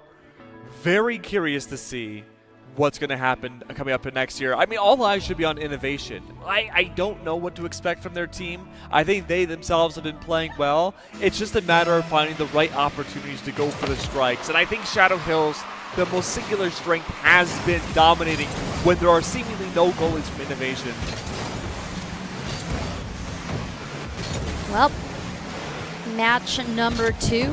And now the ball in control of Innovation for a second. Things got a little scary as Shadow Hill just nearing the corner to get that goal. And just as I say that, the ball was about to go into the half of Shadow Hill, but nope, Shadow Hill just takes it back, says, hey, this is my ball, and I shall get the first goal. Shadow Hills just know how to keep maintaining the same momentum. Watching out for Innovation Academy to see what can they do differently. 2 players for the strike force early on, a dedicated goalie this time, Innovation. They've recognized now that they have really good ball control for the offense, but again, they can only have 2 players on the field at all times. Shadow Hill's rotations have been so good that they don't need a dedicated goalie. Everyone's so comfortable bouncing off of each other. Oh, Chameleon, though, sends the ball into half court, but they're already there. Shadow Hill just predicting exactly where the ball is going. Yeah, such a great read from Shadow Hill. The fact that they lost the ball control for just a second right next to the goal from Innovation and immediately pivot back towards their own goal to make sure they can sideswipe the ball back for their control is everything for success. Now 2 of Shadow Hill teammates have the ball. Chameleon, though, doing a wonderful job defending, says, all right, guys, I'm done defending. I'm done being the goalie. I'm going to go into full action mode here. But is met with 2 of Shadow Hill's teammates. Chameleon trying to be that forward-facing prospect. It seems like there's less of a goalie now for Innovation's side. This has been a slower game for Shadow Hills. They're just looking for that right opportunity. They're not immediately going for a strike, even if it's available. They want to take their time and disposition Innovation Academy to make sure they have the easiest time gliding the ball in. And I just want to note that even though Chameleon was aggressive for that few seconds, they quickly went back into their position. And this is looking a lot better for Innovation Academy. Now taking Shadow Hill a little bit longer to set up those plays. The rejection of the ball once again. And it's because Chameleon is able to boom the ball forward into the court of Shadow Hills. But Shadow Hill now playing in the corner of Innovation. They're using the backcourt to bounce it off. Does anyone have any boost available? Nope, it's going to go into the hands of Esports 5. And don't you worry, Chameleon is there to save the day. Good save from Chameleon. Ball should be in the control from Shadow Hills. Again, a big bounce. Chameleon, can they hit it? They do. A great save. They're being so selfless by dedicating themselves just to bouncing the ball back. And Shadow Hills are struggling to get past Chameleon specifically. But where is the offense from Innovation? That's the next piece of the puzzle. The next part of the procedure. It's the scientific process. It's down to maybe getting their first. No! Not quite. Shadow Hills almost got the second. Great defense yet again. But if Shadow Hills can just keep this up, they could win the game by only having 1 point. So great. Innovation now playing the buddy system in the goalie, and it's just because Shadow Hill just keeps pressuring forward time after time. It's a save for Innovation, but then there's that pressure once again, and they are unable to keep that same pressure on the half of Shadow Hills because of how much attempts of attack we see here, and no one's home, but they actually get in each other's way. This allows for Innovation to get back into position. This could be it now. Now or never for this goal. Shadow Hills, they've been undefeated so far in this tournament. A minute left on the clock. All Innovation Academy need is a singular goal for them to hit overtime with the hopes of getting 1 extra goal and bring things to game 3. Shadow Hills are already up 1 game. Innovation Academy, they want to keep going on stage. This series, they have to get just 1 for a chance. But this is the setup. Another save. 4's at it again. The double down. Shadow Hills stop everything. And now they have the control of the This ball. is it. 27 seconds left. It's now or never. They have 1 attempt of getting the ball in. If they want to get up close, a 3-person goal in from Shadow Hills. Number 8, looking to make sure the ball evades away, alleviate the pressure, bring things open to an open goal. Innovation Academy have no goalies lined up. The goal is set. It hits the backboard. Where's the follow-up? It's there! Shadow Hills get their second. Oh, if you're Innovation, you are feeling the pressure, not only from your cast keg there, because wow, that was amazing. You can take a break. I got this. But the attempt was there. The open space was there. It was just the setup, the ball control, the angle of how you hit that ball really determines the way the ball goes. And Shadow Hill just sneaking on a 3rd goal to finish it and to make sure that their victory does not go without some cheering there. Innovation, they had the chance, they had the hope, it was there, it was within their grasp, and we have seen that for every single match that we have seen before. Every team has that moment where they're able to really capitalize on it, but it's either lack of just replayability or the fact that they have never been in that position that it kind of crumbles through. But we're not surprised. Shadow Hill, like I mentioned, a titan to keep an eye on. It took Shadow Hill 8,000 years to get that second goal. And after they did, it was, 3 seconds until they got their third. It was a slow endeavor for a while there. And Innovation, again, I really like how they began to play what we call a macro game, where you focus on the bigger picture, not just each individual player by themselves, but as a one big unit. That entire game really was for both teams to play the macro. You had Innovation, who wanted to just dive two of their players towards the offense at all times. One player dedicated to the defense. But all of Shadow Hill, they were like, look, we get it, but we can all strike the ball too, so we're not going to even have a defense. Yeah, so we're going to do an announcement, so...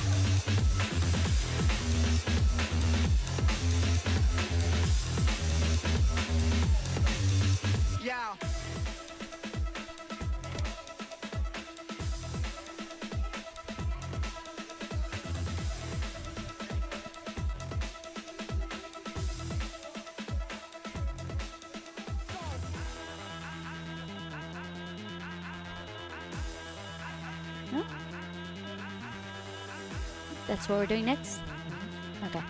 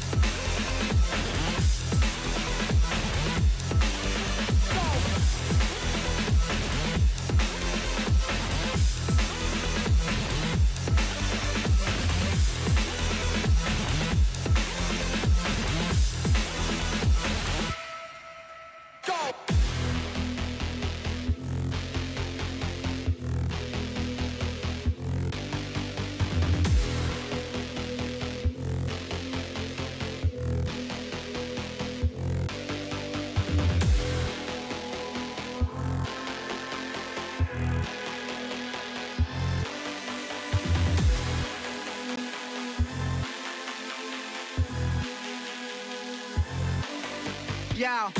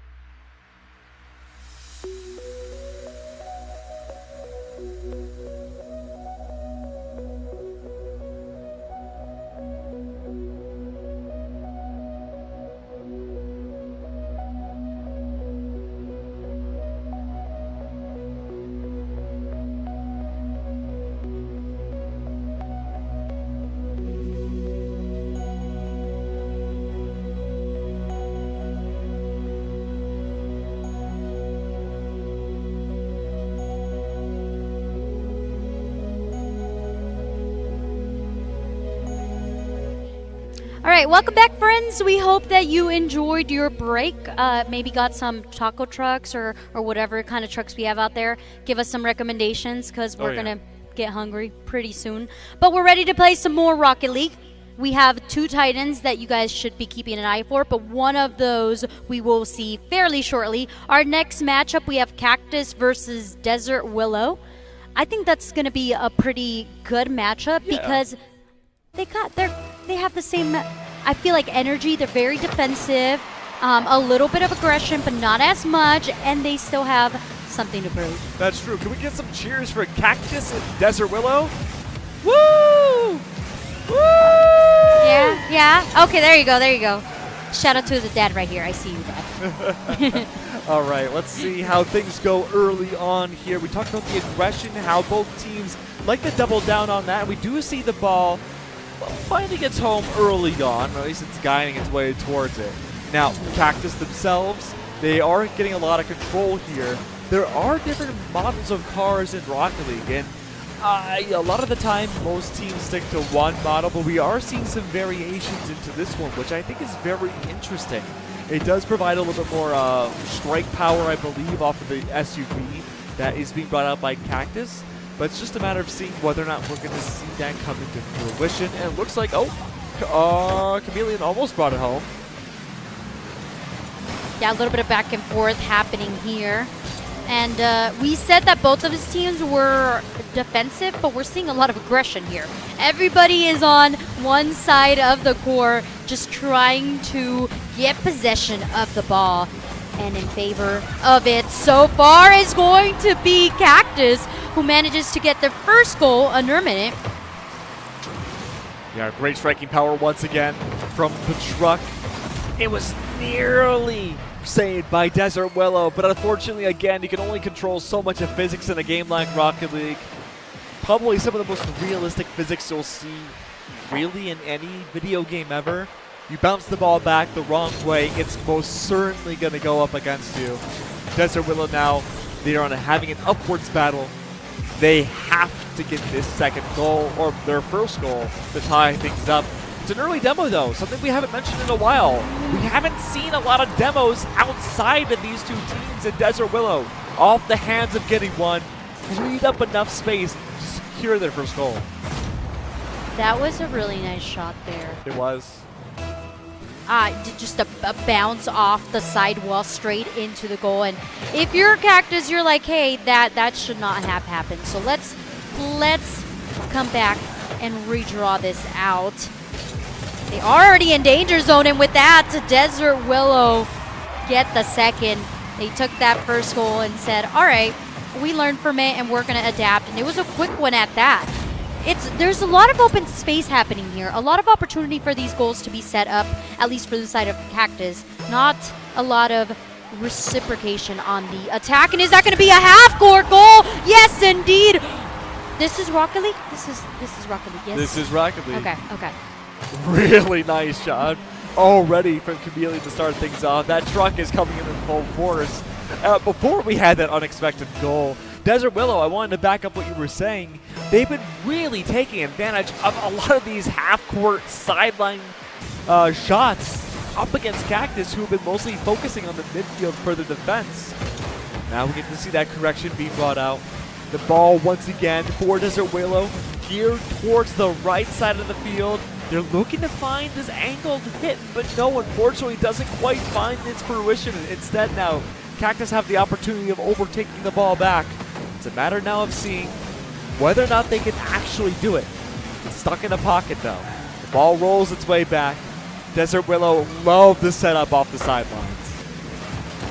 I am seeing a lot. Whoa! Okay, just a gliding through the net there. No danger whatsoever, says Desert Willow. We got it. Everything's under control. Everyone, we can calm down. But one thing that I am not seeing here is a lot of these teams, they're using the boost but not really collecting the boosts for the demolition. Specifically Chameleon. The Chameleon's been at 0 for a hot minute, and sometimes when you're at 0, you go boom because another player has been focusing on that boost. So will that become a danger there for Cactus? Yeah, I think Desert Willow have been the best team so far this tournament to take advantage of the demos once again. Case and point. Desert Willow, a great demo. Gets rid of one player on the field for just a few seconds, but that was nearly enough time for Desert Willow to use their 3 versus 2 advantage to get the goal. But unfortunately, Cactus spawned in just the perfect time to delay the shot. Make sure yet again, another demo. Desert Willow are using every tactic they can to try to break this tie. And they do! That was so great. Shout out to that dad who felt that goal to the core. And if you are here for Cactus, feel free to make some noise. Feel free to cheer them on. Maybe they just might need a little bit more spirit to get back into the groove of making these goals. But it was on that demolition. It was on the fact that you are taking some of your opponents off of the court for 3 seconds to give you enough room to work, to set your team up. And that's something that we need to see Cactus practice or put into effect if they want to make it work. Beautiful work. No demos necessary. Desert Willow brought the ball around. And all they had to do was walk the ball around the field. There was some attempts there for defense for Cactus, but unfortunately, again, a very narrow window missed. 2-4 now. A minute left. Desert Willow are finding their groove of taking the big field advantages. And Cactus, they've been playing goalie quite a bit. Worked out well for them, but there have been some missed opportunities. Oh, that ball was straight on point to the goal, but the rejection.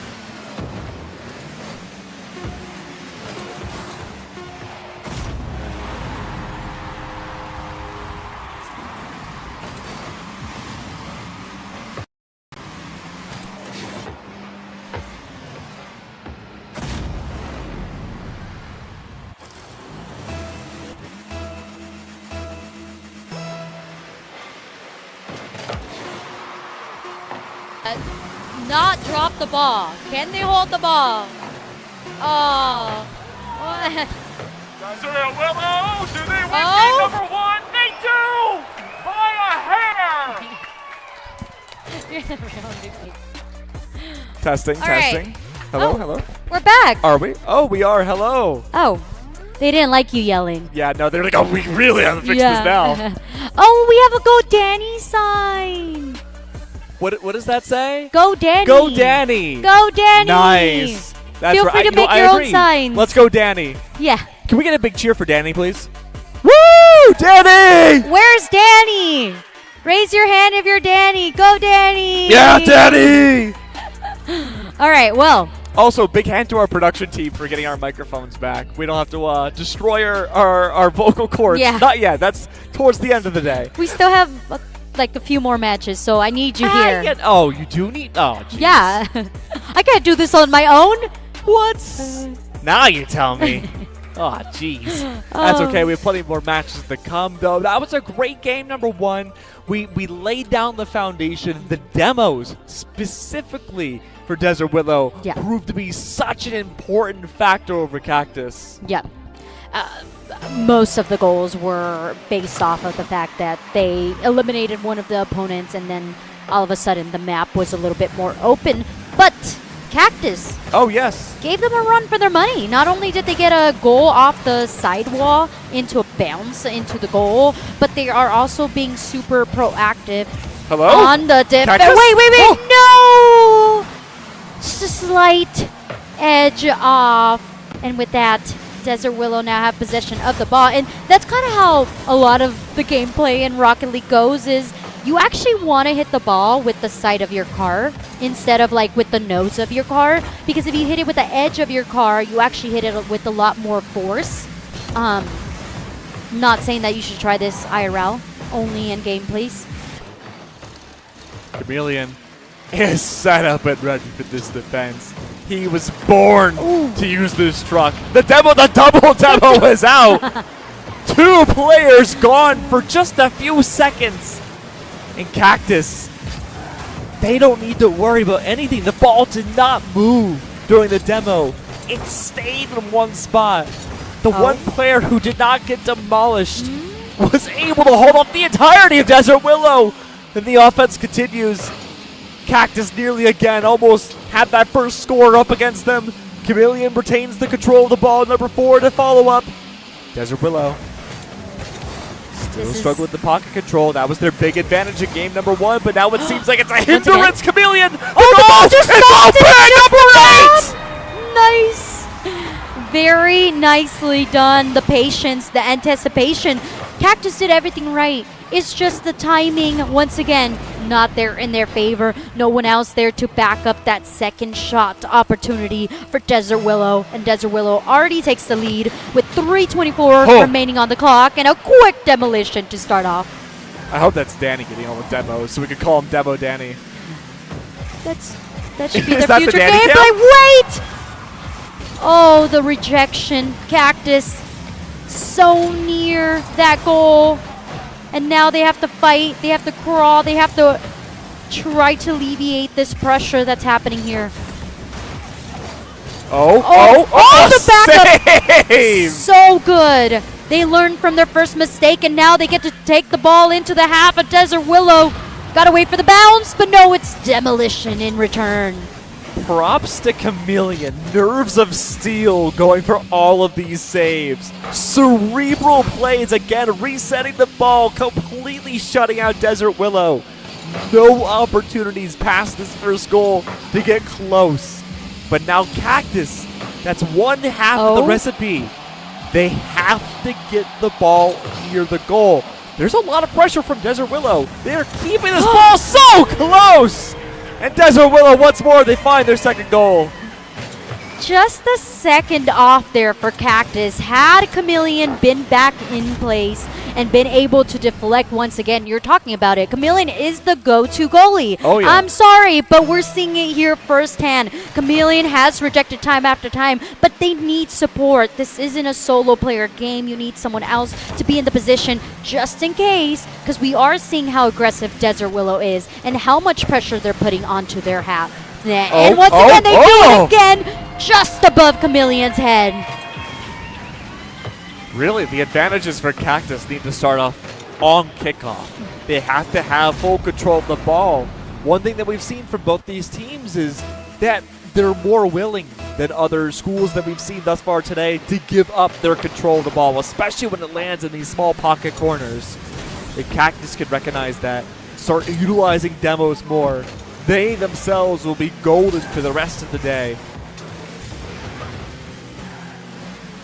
As the day has progressed, Keg, the communication and the hype in these teams have grown. It's fiery. They feel comfortable. They're more in, they feel like they're at home, right? Like sometimes you're so zoned into the game, you don't even realize that there's a crowd here. You don't even realize that you're playing not in your room with your shoes off.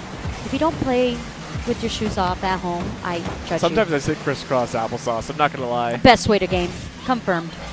And then your leg falls asleep, and you're like, oh, I can't do this as much anymore.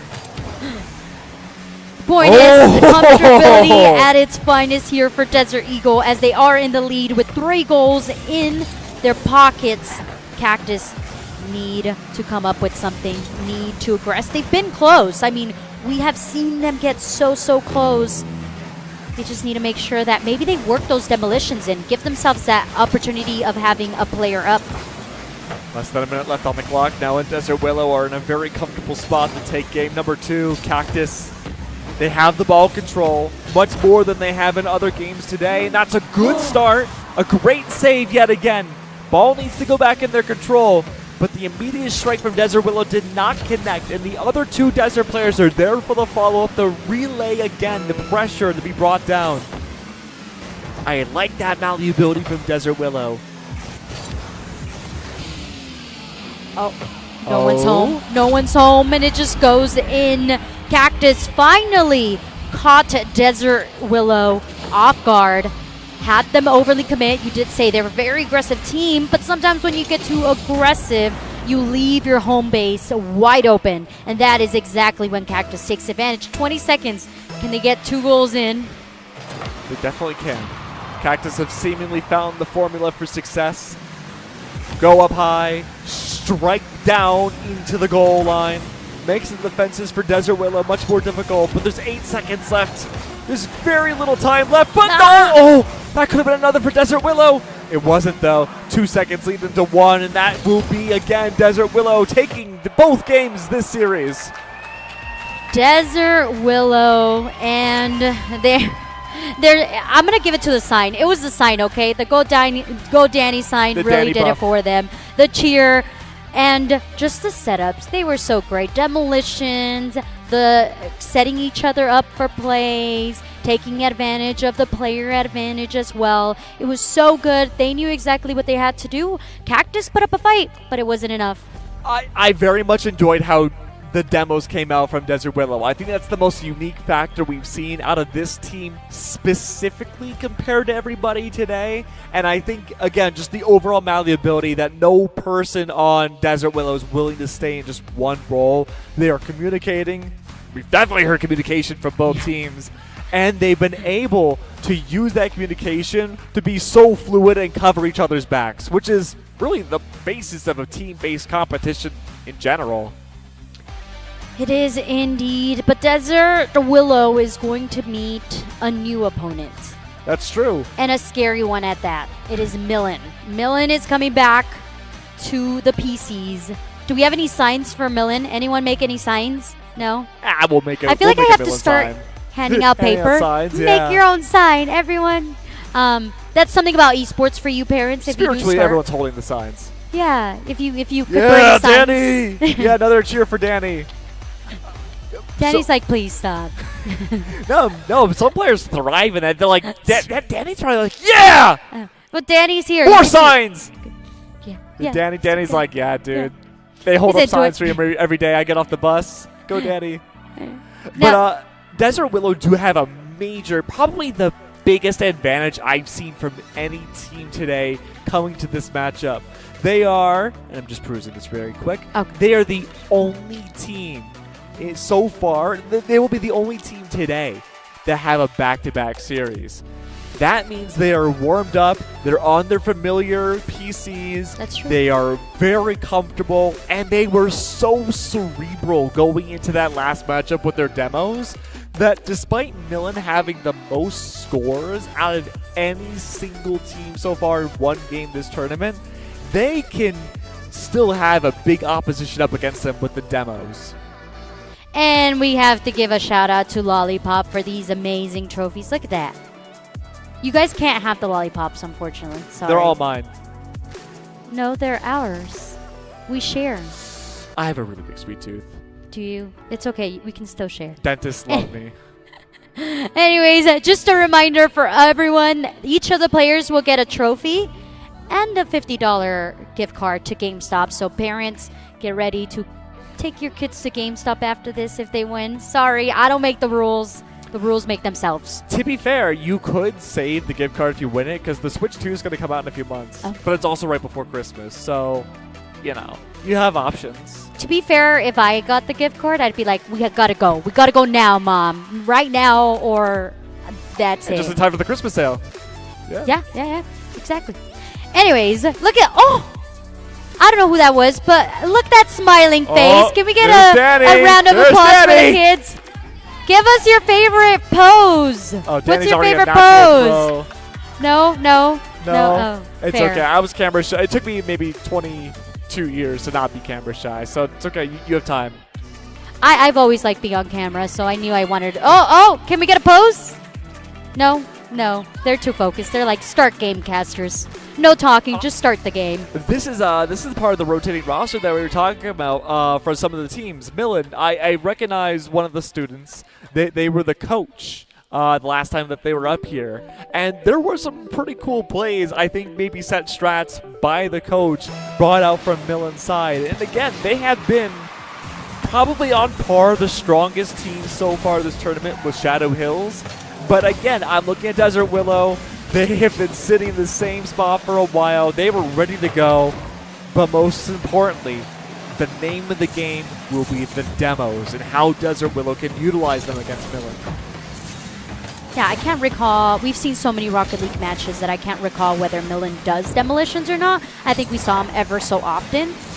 But we know for sure Desert Willow will absolutely use them to their advantage. And so far, they are doing that indeed.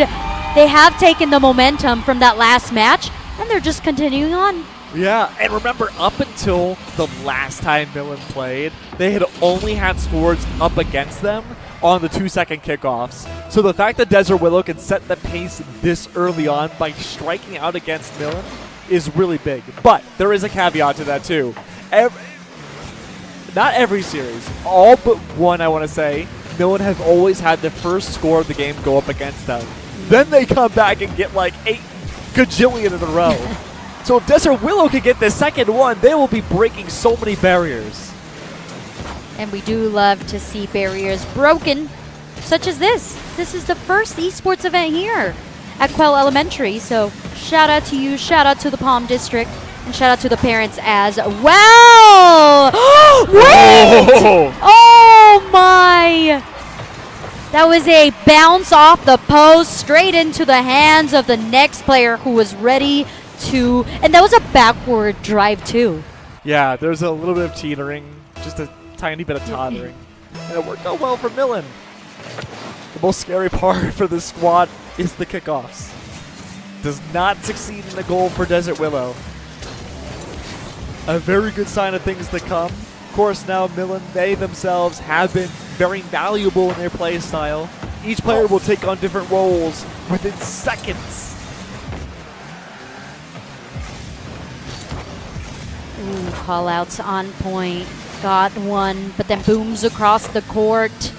Millen finding a position.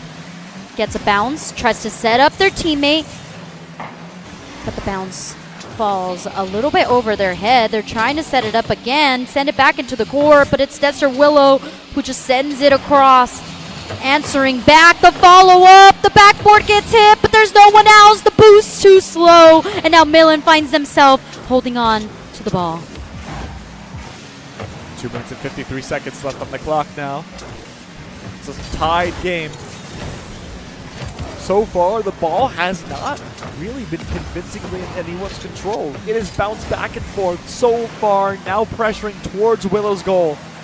All three players playing goalie, waiting for the jump shot when need be, and there it is, a tiny one! But the follow-up for number 4 did not connect, just like how they scored their very first time so far this series not too long ago. Not a lot of demolitions here, Max. No. Just a few, not even, I don't think I've seen any, but also the lack of boost control has been a problem as well. We saw that Millen was trying to get that goal, but because they had no boost in them, it was very hard to hit the ball, obviously at a harder angle. So we're going to have to see a little bit more control of that. But Millen, after resetting there, gets another on the board, and now Desert Willow find themselves in a one down. This consistent energy that Millen's been able to push up against Willow has made it almost impossible to gather the boost, like you said, Evie. There just hasn't been time. You have to worry about 3 versus 3 players right up against your goal line. And if one player splinters off to try to get enough boost for the chance of a demolition, well, that's one in reverse. That's not what Desert Willow wants. Then you have to worry about having a big disadvantage into these most pivotal moments. Another one. Millen have also been utilizing these demos so well against Desert Willow. They have full map control. And that is such a hard thing to recover from until you reset the ball with another kickoff. Desert Willow definitely heard me say, where's the demolitions? Now we're seeing them. We're seeing a few of them here and there, but so far they haven't been able to capitalize off of them. You get the demolitions, and they haven't but been Desert Willow finding them. Right. So now Millen just needs to hang out here, hold the ball for a minute, and they will be able to take this map number 1 and disappoint Desert Willow, but is that going to be the case? Yes, with an aerial across the map here. Millen gathers that 3rd point on the board, and Desert Willow falling behind just a little bit here. It was a great spike from Millen. And honestly, we haven't really seen any team spike the ball at all this whole tournament. Most of them have been grounded, I guess the equivalent of a kick into the ball. But for the most part, there hasn't really been a defense protocol set up for Desert Willow to ensure that they don't get their ball spiked either. So I'm curious to see what the adaptation for Desert Willow will be going into game number 2. That is a 4th for Millen. Desert Willow, they just have not been able to find the same synergy that they did not too long ago. I mean, Millen just seems like a complete different momentum compared to their last matchup. They're a little bit quicker on it. You can tell that they're a little bit more in control of their boost, of their positioning. The plays that they're setting up are very simple, but at the same time, they're intricate because of the timing. The timing is just in their favor. That's the first one for Desert Willow. Can they take advantage of that, right? We hype up their demos, but how are they going to take advantage of the fact that one less player is on the board here for Millen? And so far, they are not able to do so. 10 seconds left. You got to get 3 goals in that time. That's a goal per second. Never mind, even more so. Millen, they get their 5th. That's a 4-score difference, and not 7 years ago. You have 6 seconds left to do it. A lot to be asked for Desert Willow. Started off good. First goal, carrying momentum of their last match, but now they're finding themselves a little bit behind with a little less positioning, having a hard time figuring out what the play style and how to adapt to the play style of Millen. With 0 seconds left on the board, it's going to be Millen taking that first match with 5 goals on the board. Millen is just a scary force to reckon with for any team, really. And so far, what we're seeing is that, you have some teams that work together as this general unit. The sum of their parts is, larger, something along those lines. But for a team like Millen, even with their rotating roster, they are a team where each individual player can go 1v3 up against really anybody else we've seen so far and still be this wrecking force. That's a hard adjustment to make no matter what your strategy is. Yeah. I think also the fact that we were not seeing the control of boost there for Desert Willow was what really was giving them a hard time because of the momentum that Millen set forth. And again, momentum set forth by Millen. They are setting the pace for the rest of the match. Desert Willow needs to catch up somehow, some way. If you're not going to really be able to go for the boost, you got to use less boots and reposition yourself to a better advantage. I do want to mention, though, we are seeing on the field a lot of Millen's players prioritizing stealing the boost away from Desert. Even if they don't use it, it's denying the opportunity for Desert Willow to even have a chance to get enough boost to go for a demo. A second for Millen. Unbelievable. I agree. Locking in is a strategy that you should definitely attempt to do now. For all of you guys who don't know what locking in means, it means you just focus. Yeah, it's like the most common esports saying. You just gotta lock in. Have your anime moment. Million. A great start off. Boost already applied. Millen. They're guiding the ball around the spike. They had worked so well in game number 1. They're applying this yet again. They're trying to set the ball up so high into the air. And Desert Willow are remaining on the ground, waiting to jump up and deny the ball to regain its control back towards them. That opportunity has not arose yet for game 2. 4 minutes left now, Evie. Oh, close denial. Yes, indeed. Though they do manage to get control of the ball, but the demolition now comes on through Desert Willow. Have control of the ball. They spike it in. They try, they attempt, but no, the rejection is there. At this point, again, Desert Willow It's far easier said than done to change up the whole strat, but no! Is it? You just walk the ball in! It? Millen possibly tunnel visioned a little too much. They were so focused on being on the other side of the court that not a single player really from either side was on Millen's goal. An unexpected one for Desert Willow. Sometimes you just gotta send it. It just and worked. To be fair, they locked in? Yeah. To be fair, that was a 1v1, and with that 1v1, they both just launched it forward. Desert now has hopes, now has dreams, now has the potential to tie this up. They just simply gotta lock in. You lock in, and you can make it happen. Same shot again, though, from Millen. They haven't switched it up. They're trying to guide the ball in by spiking it in from the aerial side. Unfortunately, though, it didn't work. A very small save, though. Desert Willow, this is their chance to bring it back. All of Millen were on the other side of the court, and there's no goalies available. It ties up 2-2. A beautiful backup, a beautiful placement for that ball. The first was the post hit, and then Esports 8 just drives it into the goalie, taking us at a 2-2. 3 minutes left on the clock, more than enough time to get another goal and get a lead. Realistically, we could see both these teams double their scoreline in the next 3 minutes. Both teams have well documented their strats about how they want to approach this matchup. All Desert Willow has to do is wait for Millen to, frankly, for a lack of a better term, overheat towards the Willow goal line and then just walk the ball into their own goal. This would be the opportunity to do it. All of Millen towards the orange goal. No one's protecting the blue one. Oh, but there is one. A shark far, far away, waiting in the waters to strike against this ball to send it back to Willow's court. They're all very low, except one on the booze, so it's going to have to be Millen fighting for this ball, getting it away from their quarter half here.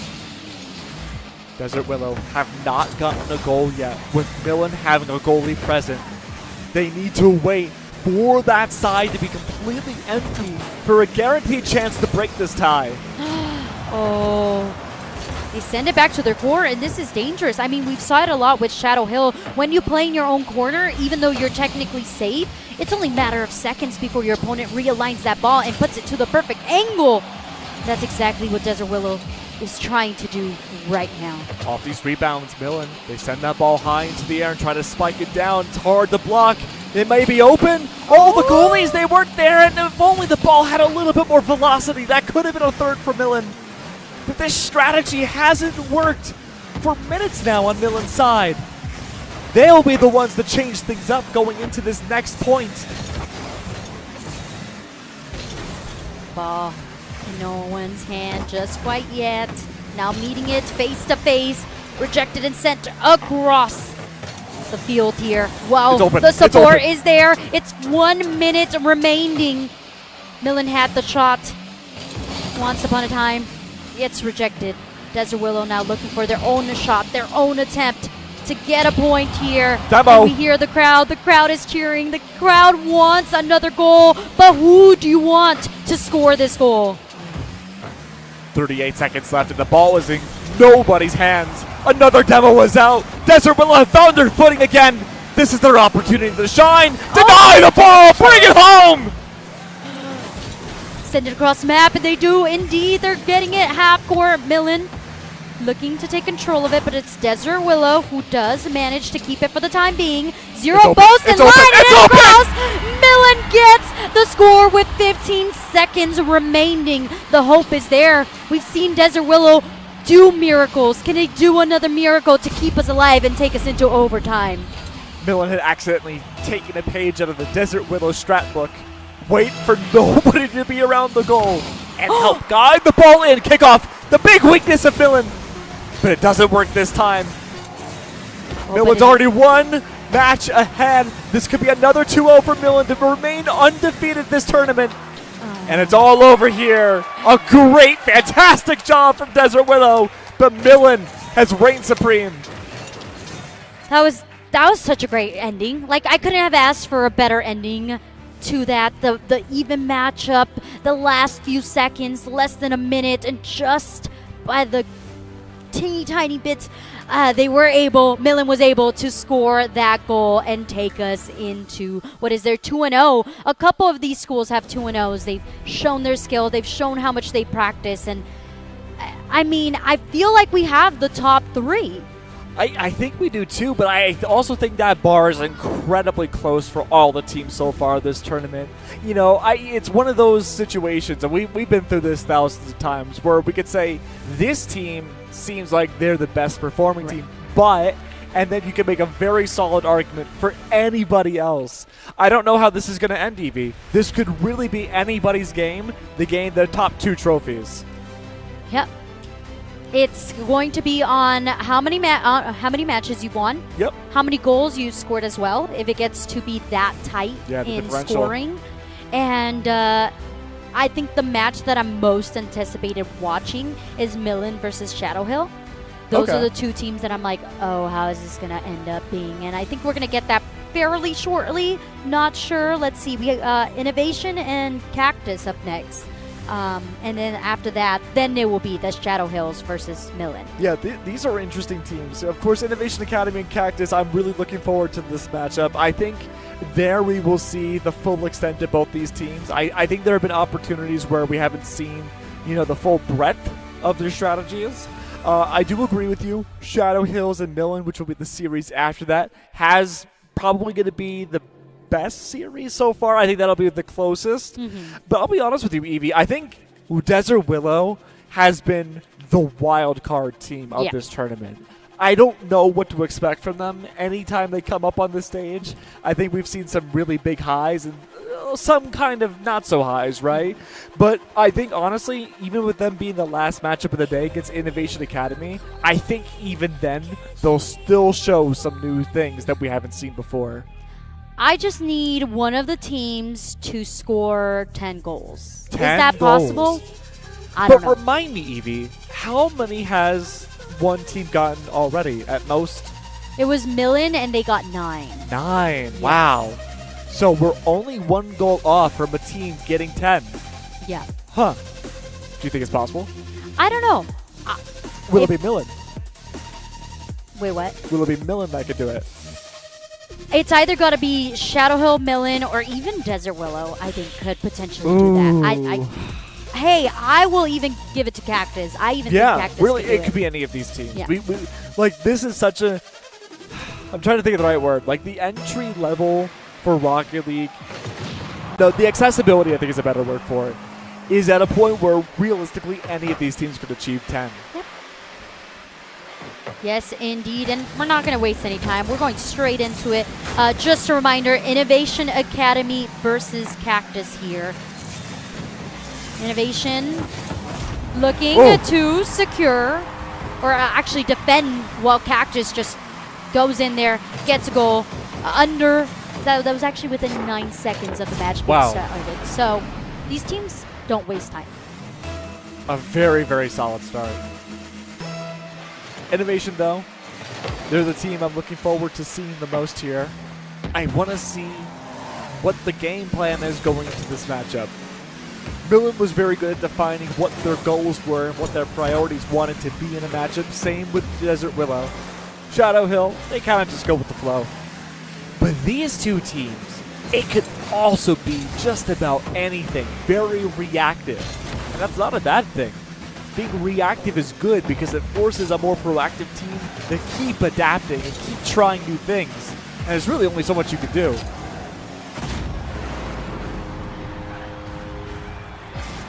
Yep. Oh, we got the second goal as well.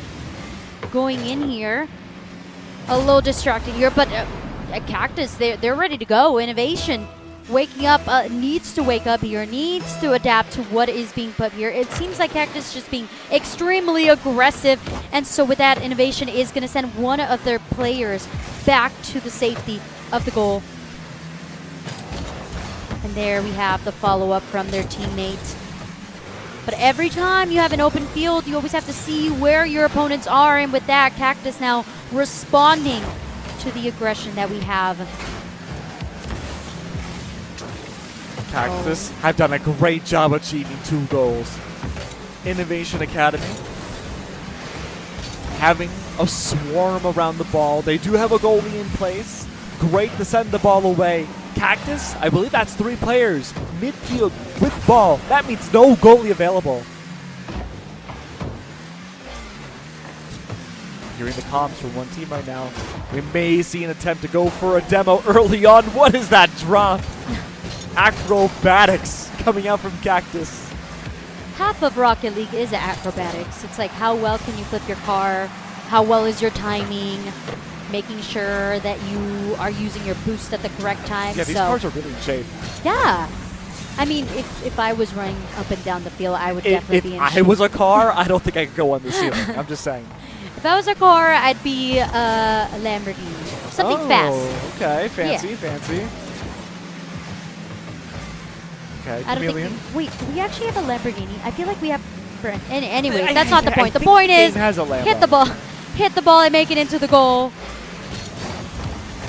And so far, Cactus is getting the initial concept down.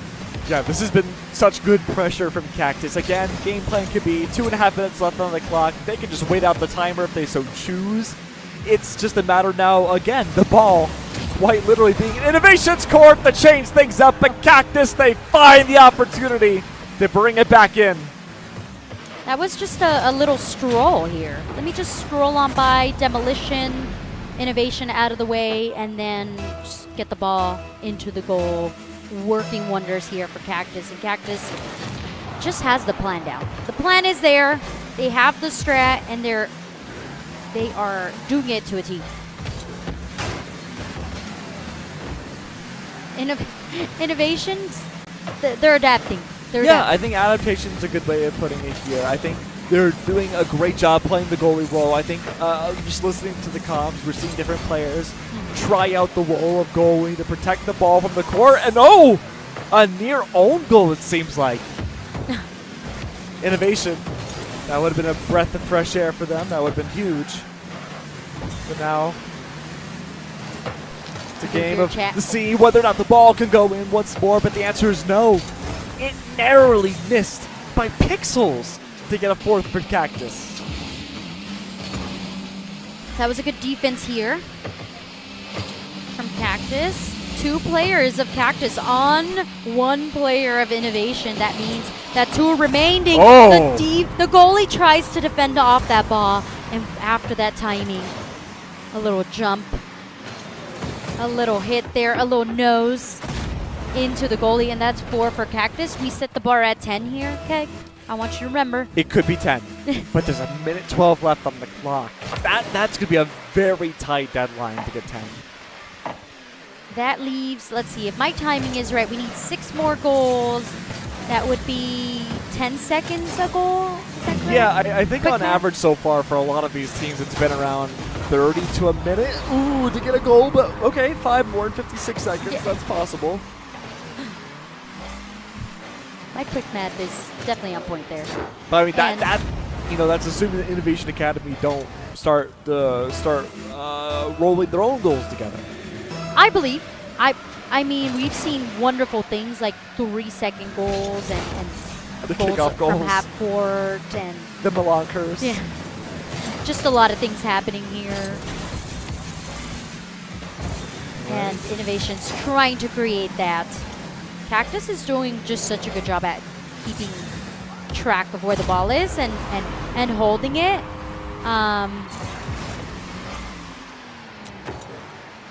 It's just a matter now of seeing Innovation again. They have to dominate the kickoff here to achieve a goal. It's been on average 30 seconds now for Cactus. That means we could look at the prospect of 7. Possibly. Oh, there it is. Innovation kickoff goal. Huge read from the team. We'll a take great that. start. That's off the hands of a boost from Chameleon. There you go. That's how you properly use a boost. That's right. It's just a matter of achieving the boost of winning kickoff into a goal. Honestly, it is doable.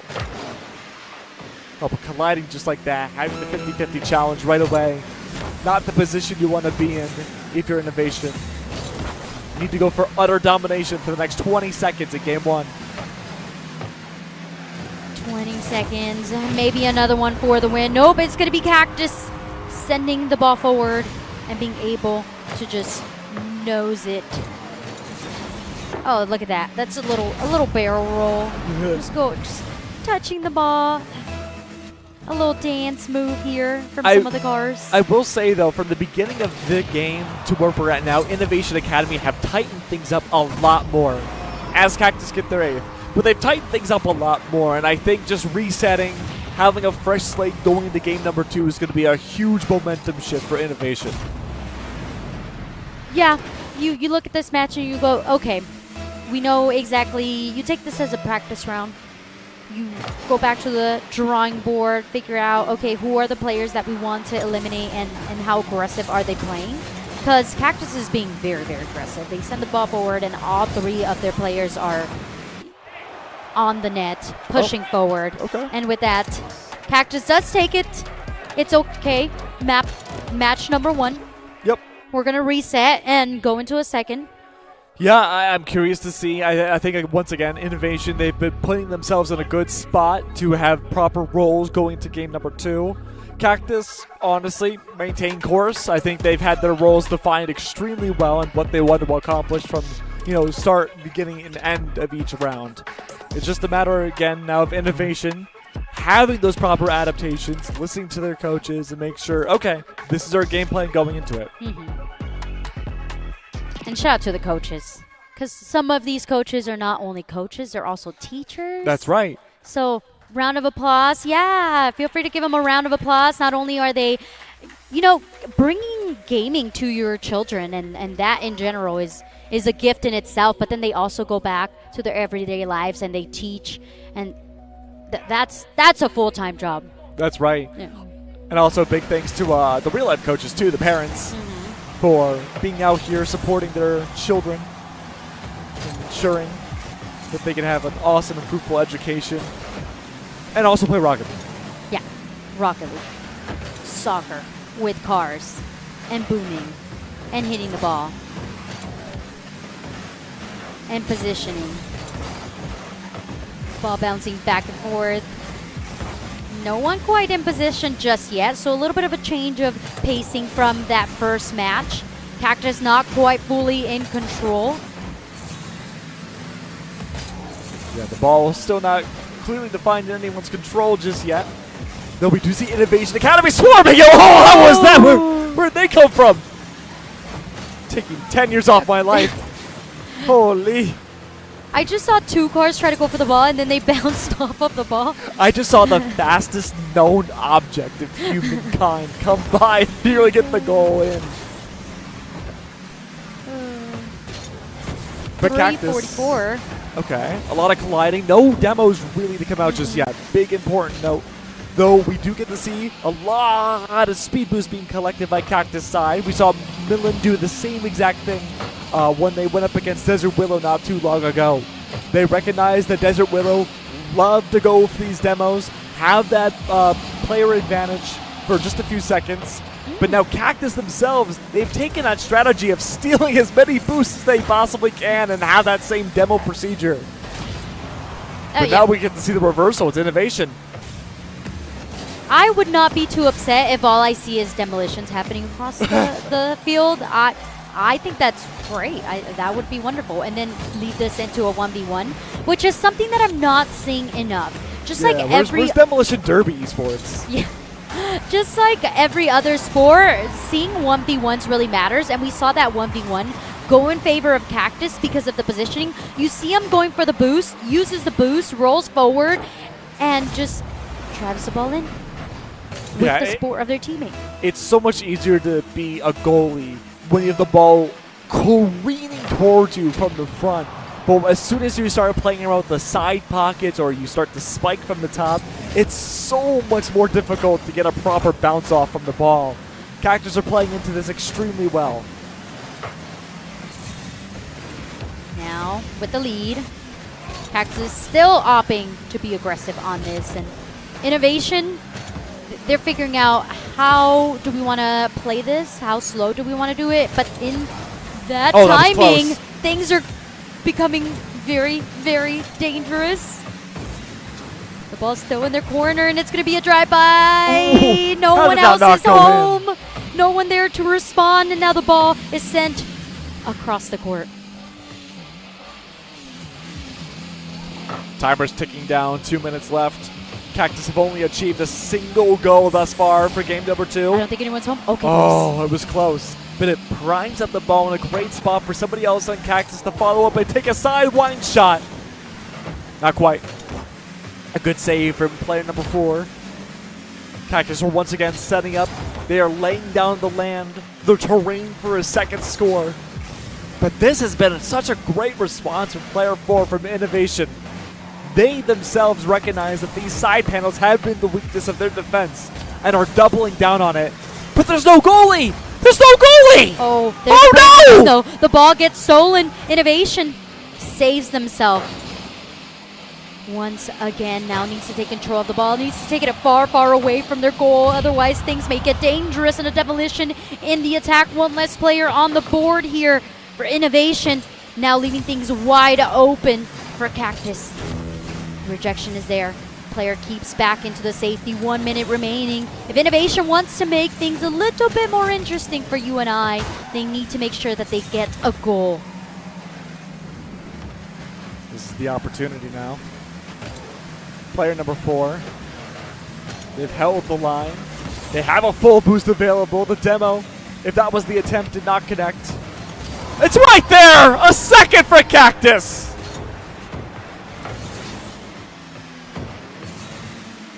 Oh no, Innovation falls short. Oh, and it was such a timing there because they did have a player in the goal. But when you have 3 players of Cactus ready to back each other up, it becomes that much harder. Now, I'm no strategist, but we do have someone in the crowd with a sign that says more demos. And I couldn't agree more. We need more demos. Maximize the demos. It has been a big win condition for a lot of teams. And Cactus, they've achieved their 3rd goal. I love that. That's so smart too. It's like an iPad and you just wrote. Yeah. You don't need You'll see paper. that like World Championship crowds where people are holding up digital signs now. They hold their phones too. Yeah. You can hold your phones too if you want to write something on your phones. Anyways, giving you guys ideas to meme us up here. Feel free to do so across the board. Cactus said 2 is not enough. Let's make it 4. Yeah, at this point again, Cactus are finding so much value in just taking alternative angles. Innovation are like, okay, well, we know the Cactus like to strike from the sides, so we're going to protect the sides. But now that leaves the front open. And Cactus have been so good about finding these opportunities. 10 seconds left now for game number 2 of this series. With only a few seconds left, Cactus, they've also been serving as a wild card team in this entire tournament alongside Desert Willow. And they themselves have converted another victory. Great job for Cactus. So 4 seems to be the chosen number. If a team could get to 4, they feel good. They feel the hype. They feel really, really empowered, as they should, right? You just played a match. You scored 4 goals. You are doing great, and you take that match underneath your belt, and you feel wonderful about it. Yeah, absolutely.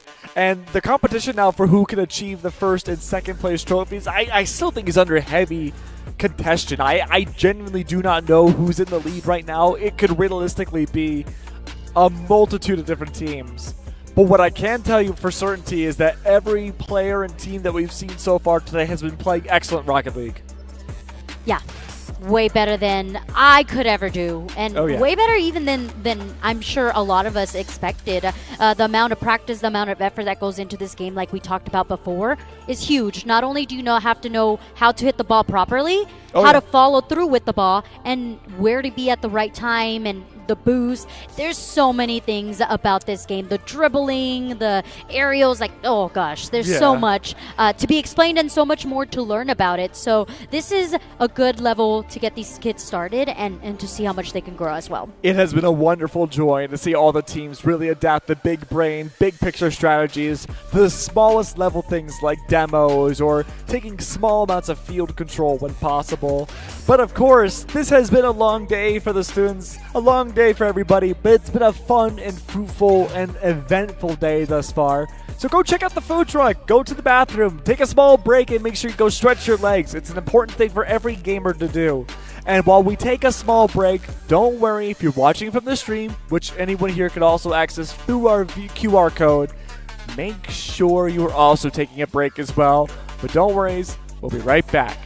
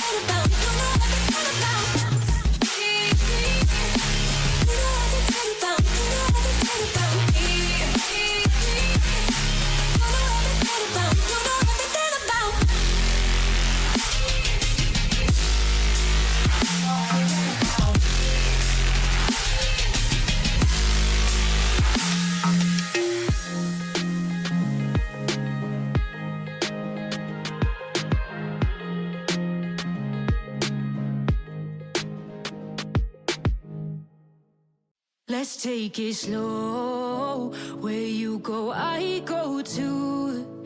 And if you hit the bottom, I'm going down with you. Let's take it slow. Who cares where we gotta be? You know you'll have a good time wherever you're with me. Let's take it slow.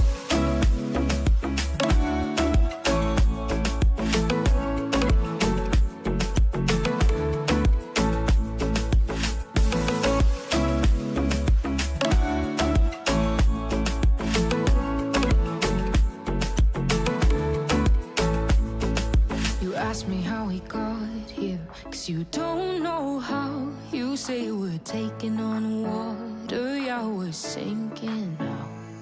You're looking all concerned, like we're gonna drown.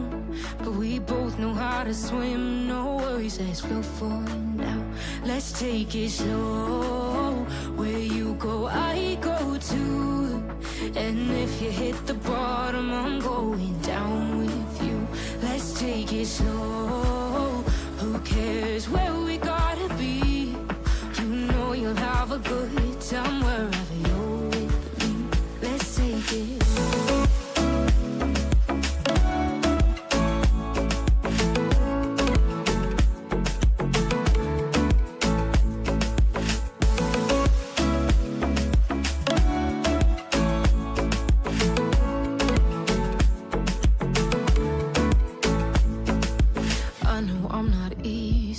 I drag you out your mind, and there are days I hate you, but baby, you're still mine. And now we have the best times, no matter what we do. And even when we don't, there's nobody I'd rather choose. Let's Let's take it slow. Where you go, I go too. And if you hit the bottom, I'm going down with you. Let's take it.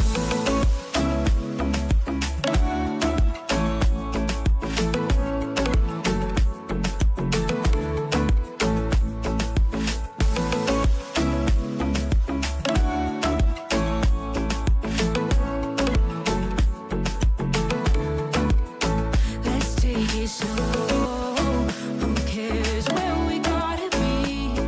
You know you'll have a good time wherever you're with me. Let's take it slow. Where you go, I go too. And if you hit the bottom, I'm going down with you. Let's take it slow. Who cares where we gotta be? You know you'll have a good time wherever you're with me.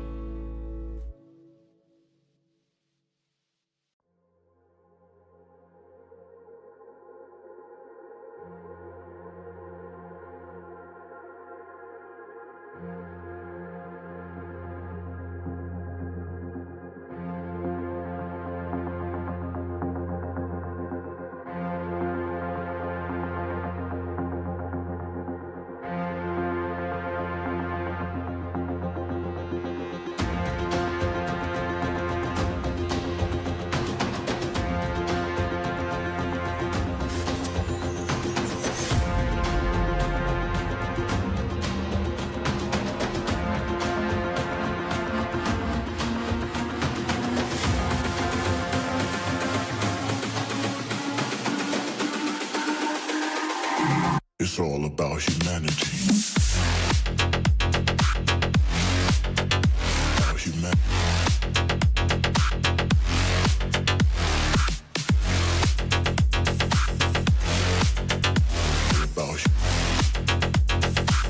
It's all about humanity. About humanity.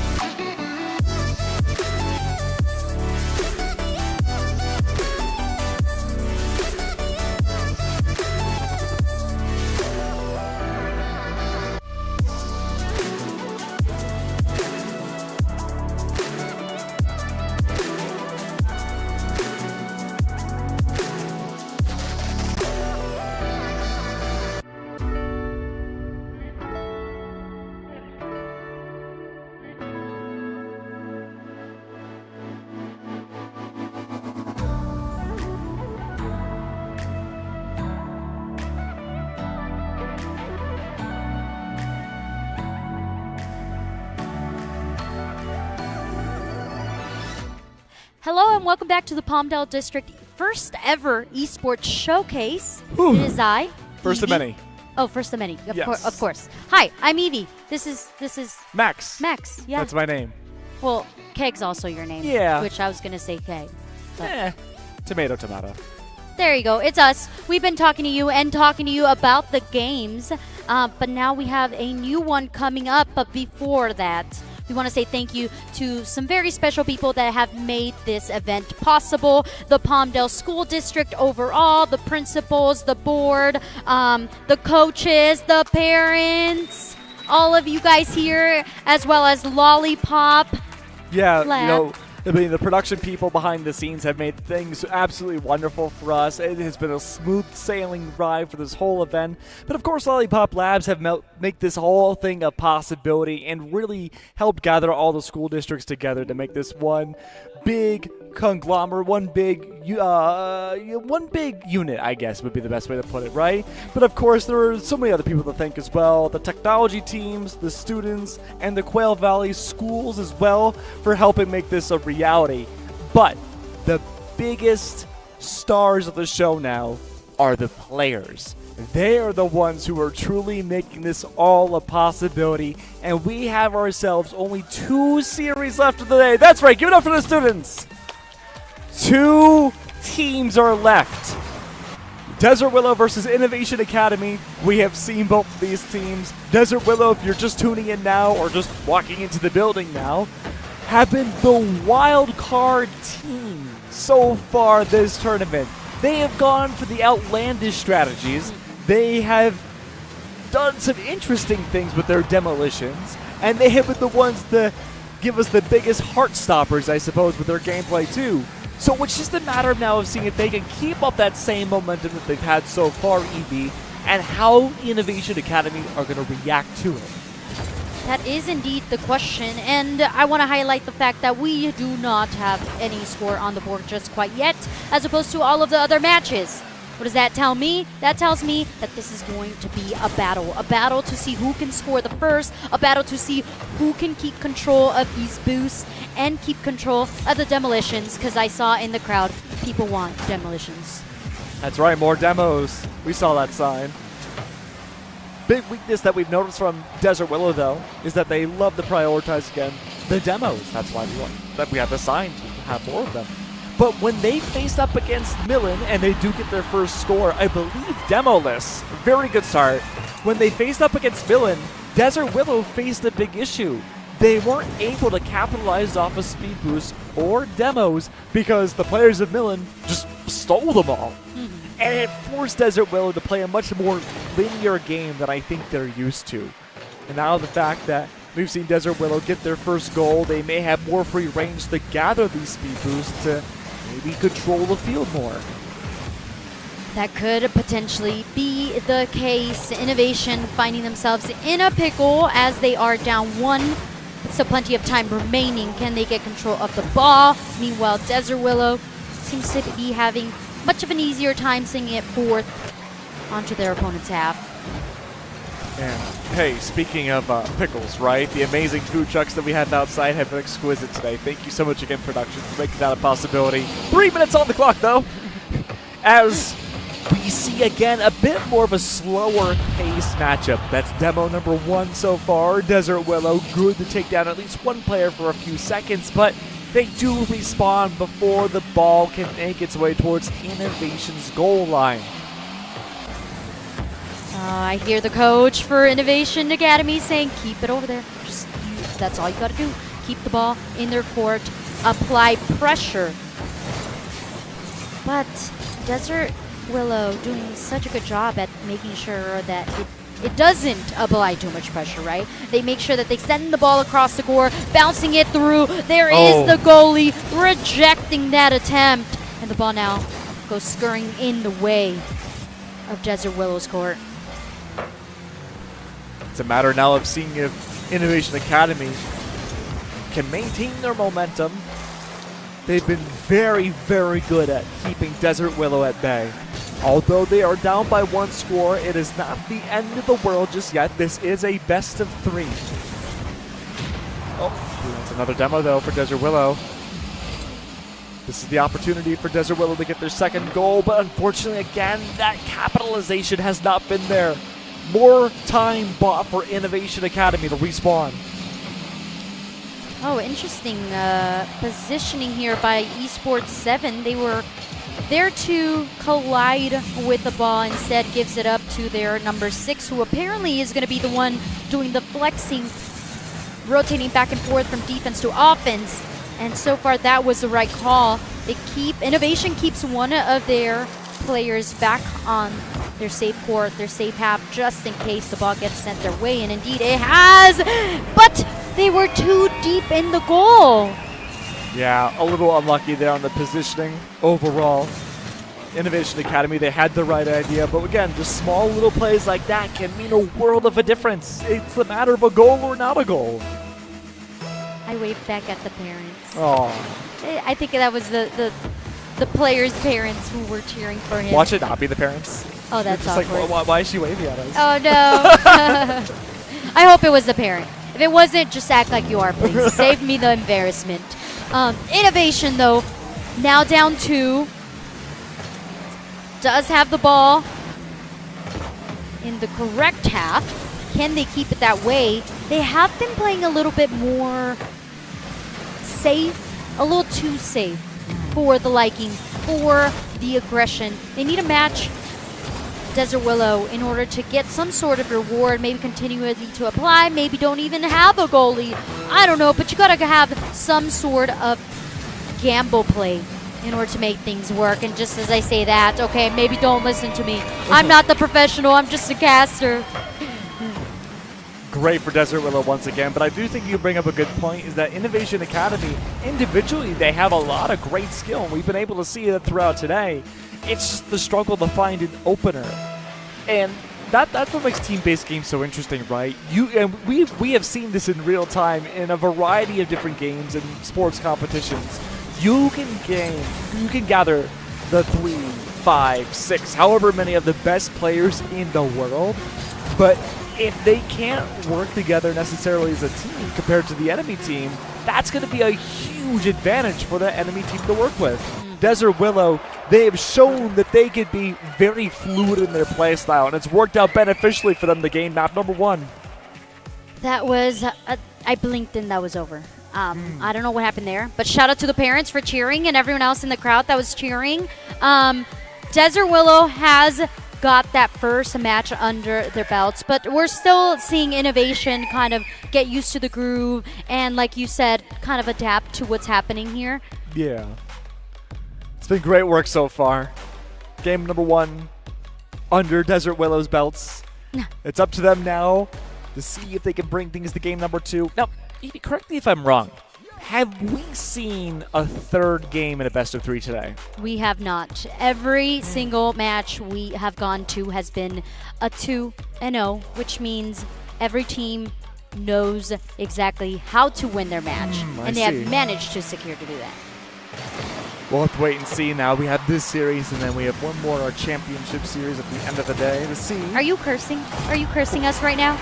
Oh, no. Oh, wait, Kay. Does that count? Does that count as a caster's curse? I don't know, maybe. That's huge. A great opening kickoff from Innovation Academy. Exactly what this team needs. And sometimes it's just the reset to go into the next matchup. All you need to clean things up.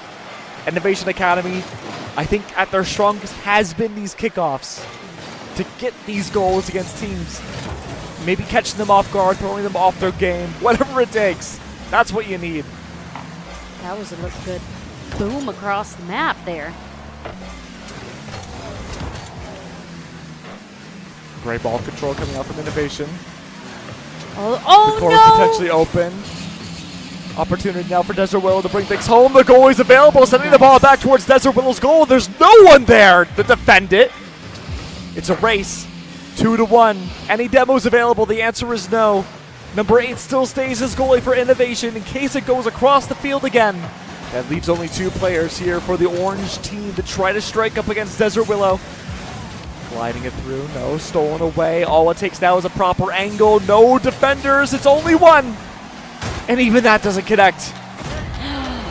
Wow. 2 for Innovation Academy. Oh, that's got to be the parent. Come on, you can't give it to me. That is the parent. Well, you know, in the industry we called it a pip cam. A pip cam? Yeah, so, you know, it's a picture-in-picture. Oh, okay.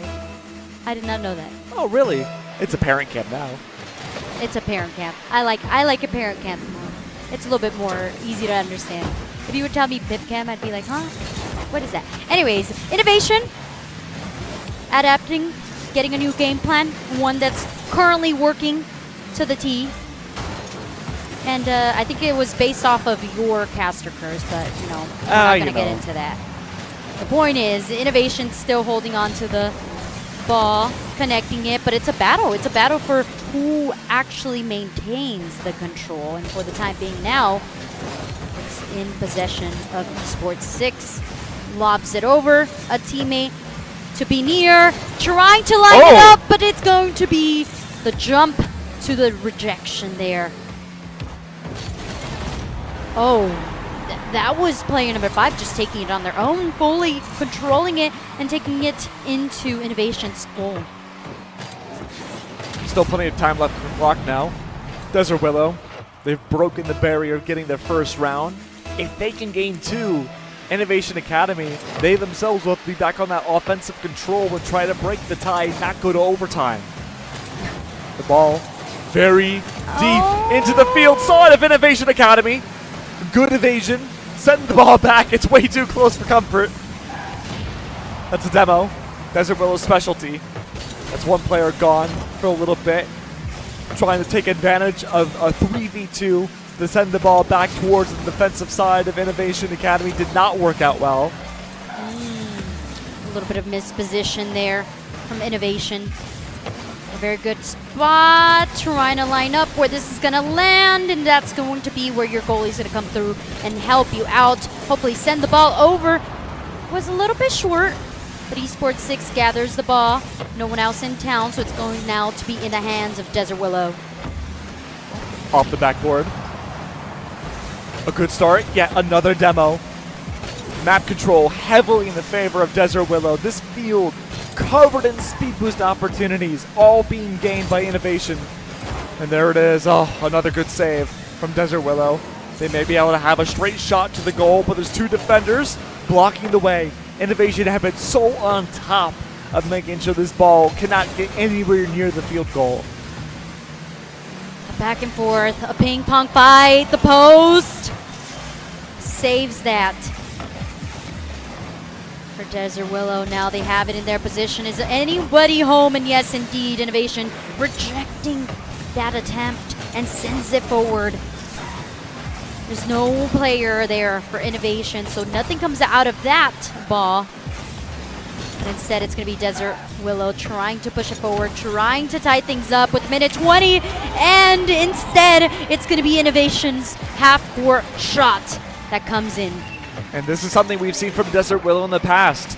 The tunnel vision, the willingness to not have a goalie whatsoever and send everything towards that ball to ensure another goal. And it's backfiring. Innovation Academy have also shown up to be a wild card too. Sure. Well, why not? Okay, let's go for it. Innovation Academy, the kickoff masterminds. Everybody went for that ball, and it ended up being Innovation's flip that allowed it to angle into the perfect direction. Once again, wait, no surely way. not again. Okay, ooh. Talk about learning from others' mistakes. That was Innovation having the goalie in position just in case things happened, and they did indeed happen. But nothing came out of it. Now a minute left. Innovation 4-point lead, and it looks like what you asked for, Keg, is going to come true. Yeah, absolutely, Evie. This could very well be the opportunity now for a game, a series today, going to map 3. That would be huge. We have not seen any series do that thus far. It's always been 2-0s, 2-0, 2-0. 30 seconds left now. Oh! Surely this seals the deal and guarantees us game 3 for this series. Oh, the attempt there to block it just a little bit too low. Not enough boost, and 30 seconds left. 4 goals, I mean, that would be back-to-back half-court shots at the tip-off, but that's not going to be the case as the time dwindles down. Desert Willow needs to find how to break the problem that's right in front of them, which is Innovation Academy. It's like any other math exam. You can read all the words you want, but you got to figure out the problem, figure out the best way to solve it. Got to get the right formula down.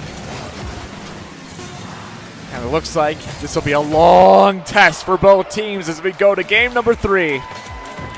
Innovation adapted so beautifully to what we had there from their team. And yes, the parent cam. Wait, we should do a whole run and like high five. Yeah, No. camera guy, just sprint around the Yeah. room. Easy. Do a couple laps. It's the Get pacer some blood test. flowing. The cameraman pacer test is an automated testing service. Did you ever do the pacer test? I don't No. remember. I probably did. You're asking me like if I was in school a couple years ago. Were you not? I was in school a couple of Cent- too many. centuries? Too many. Too Decades? many. Just stop aging me here. Okay, Evie. All right. Well, we go on to our game number 3 now. I feel old now. Thanks. We're both old. It's okay. I got you. But no, Compared to these kids, yes. Anyways, yes. we are ancient. Yeah. In esports, we are. Anyways, Desert Willow. Yes, Desert Willow and Innovations. We go to game number 3. The prize pool for the top winning team will be these wonderful trophies that you see on your screens. And of course, that $50 gift card to GameStop. The top 2 teams will be getting trophies. I don't know about the gift card for the top 2 teams. Definitely the top first team. That's a great. I have it written here. So I think it's just the winning teams. Don't worry. I got the information. Gotcha, Oh, that's gotcha. a great shot. Look at that. Oh. It's like, come on, start game. Game 3. Innovation, Desert Willow, anyone's game. The one true thing that I do know, Max, is that Yes. whichever team starts to get the lead normally takes it home. And true. last time, Innovation managed to I feel like it was a lucky shot. The first one, okay, don't boo me yet, crowd. The first one, lucky shot. After that was all skill. Can we boo you now? Yeah, sure. Boo. No, I could never boo you, Evie. The only time I can recall so far this tournament where we have seen a reverse sweep, as in a team had a lot of scores, and then the other team that was on the lower end of that scoreline brought it back and won the game, I believe was Millen. Desert Willow, they've had close calls before. Innovations have also had similar close calls, but Desert Willow had definitely been the team where I truly go into these matchups and I have no idea what to expect. Well, the expectations could be less than 10-second goal. Okay, no, it's going to be pure rejection. Takes it back to the other half.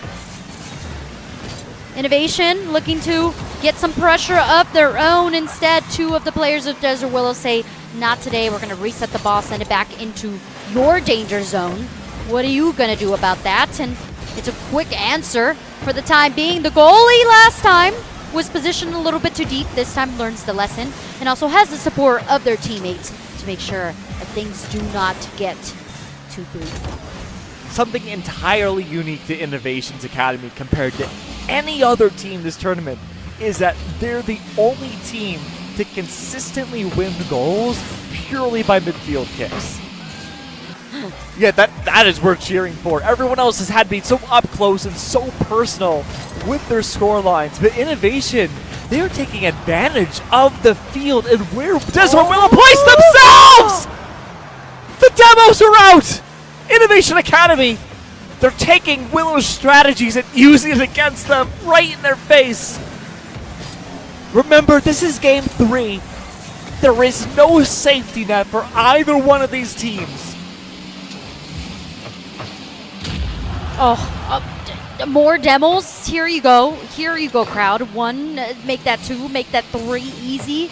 But still, no. Another. Make that 4, okay.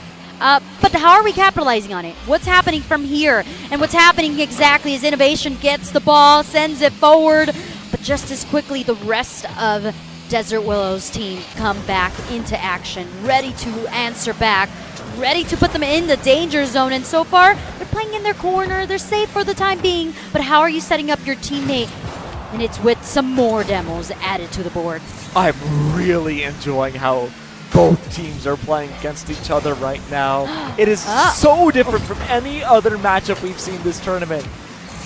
A term that we use a lot in esports is scrappiness, which just means each player is bumping up into each other, they're in each other's faces, they are taking this short range, which should benefit Desert Willow, but Innovation, despite only getting goals for the midfield last game, are going toe-to-toe against Willow. Back and forth fight. No team yet wants to call defeat. They need a win under their belt. They're so close, at least for Desert Willow, who now has possession of the ball. But where are their teammates behind them? No setup just quite yet. Just playing in the corner. Finally, the lineup is there, but where's the follow-up? It isn't there. And Innovation rejects it and tries to send the ball forward. Desert Willow have opted to give up a goalie position at 3 players on that strike force to guarantee a scoreline. And that was the fatal flaw of game number 2. Now, it's less offensive for Desert Willow at the cost now of having a dedicated goalie. Each team does. A complete stalemate. A minute 15 left. Oh! And that was from the half-court boost into it. Look at that. Oh! The rejection, the bounce, and then there you have it. Boom. Just drives into it. And I think that was Desert Willow. It was an own goal trying to get the ball out of the danger zone. But for all intents and purposes, Innovation, they had the wildest shot ever. I mean, look. You send the clip of this to your geometry teacher. They'll take out the protractor. That's unbelievable. 50 seconds left. A single score has been made. And if you are Desert Willow, you're thinking, how do we come back to this? The lineup is there. The rejection as well. The backup. And the angle is off. Now send that one to your geometry teacher. Yeah, get them addicted to Rocket League. 30 seconds left now. Desert Willow just need a single score. There is no goalie present. This is the opportunity now Desert Willow needs to capitalize on. There are no other chances. The timer will not stop for anyone or anything. But Desert Willow, the only stopping force they have is Innovation's singular goalie. But bracing themselves for impact, stalling for time. Innovation's 5 seconds left and they can win this series against Desert Willow. 2, 1, a miracle shot needs to happen and it won't! Innovations take it home! Oh, and yes, indeed they do. And it was at a beautiful fashion as well. The fact that they went the whole almost 5 minutes without scoring, cut it down to a minute, and that is where the action happens. The lowest scoring game we've seen so far, and that means it was incredibly close. Those are the kinds of matches you record, go back and watch, you'll be like, oh wow. There are so many moving parts and how we did well as a team and how they did well against us that you take what is essentially esports gold and use it to better yourself as a player in the future. You could not ask for anything better. And after that match, I mean, that's a treat in itself, but the biggest treat of them all is going to be this upcoming match. The match I haven't been anticipating for the most, but also you guys as a community, especially all of the fans of the Millen versus Shadow Hill. It's going to be an unbelievable matchup. Both these teams have skyrocketed the points board through their wins, the goals that they've been able to achieve, just the numerical amount. Both teams have looked good. Your sign's upside down, by the way. Oh, no. That's okay. All good. There you go. Yeah, there we go. We got you. That's one for Go Millen. They didn't have an iPad. Yeah. The student with the iPad sitting next to them, they're also Millen, I think. Oh. That being said, though, this is it. Both these teams are guaranteed trophies. It's a battle for the GameStop gift card. And it's a battle for honor as well. And right? honor, yes. It's like first place and second place. None of us want to be second place. You want to be first. It's just it's just what it is. It's a competitive side to us all. Competition 101. Yeah, and so the fact that you've made it this far, Milan has had a game where they scored 9 goals. And then you have Shadow Hill, who has consecutively scored 4 goals at least, probably above, being close to 8 goals as well. And then on top of that, both of these teams have not lost a match at all. There's a lot of firsts and a lot of good things as well. I mean, this matchup could go one of 2 ways, Evie. Either we're going to see each team score every 10 seconds and we'll have like a 10-11 matchup, which would be awesome. Or we could have a repeat of our last matchup where you have Innovation versus Desert Willow that goes down to someone getting a score, the only score, with 30 seconds left in a match. There's really no in between. Yeah. It's going either way. And just to build up the anticipation as much as possible, we're going to take a break. The crowd's like, no. It's going to be super quick. We're just having a little bit of a technical issue. So we're going to get the technical issue fixed, and then we'll be back. So don't go anywhere. Stay seated. Make some signs.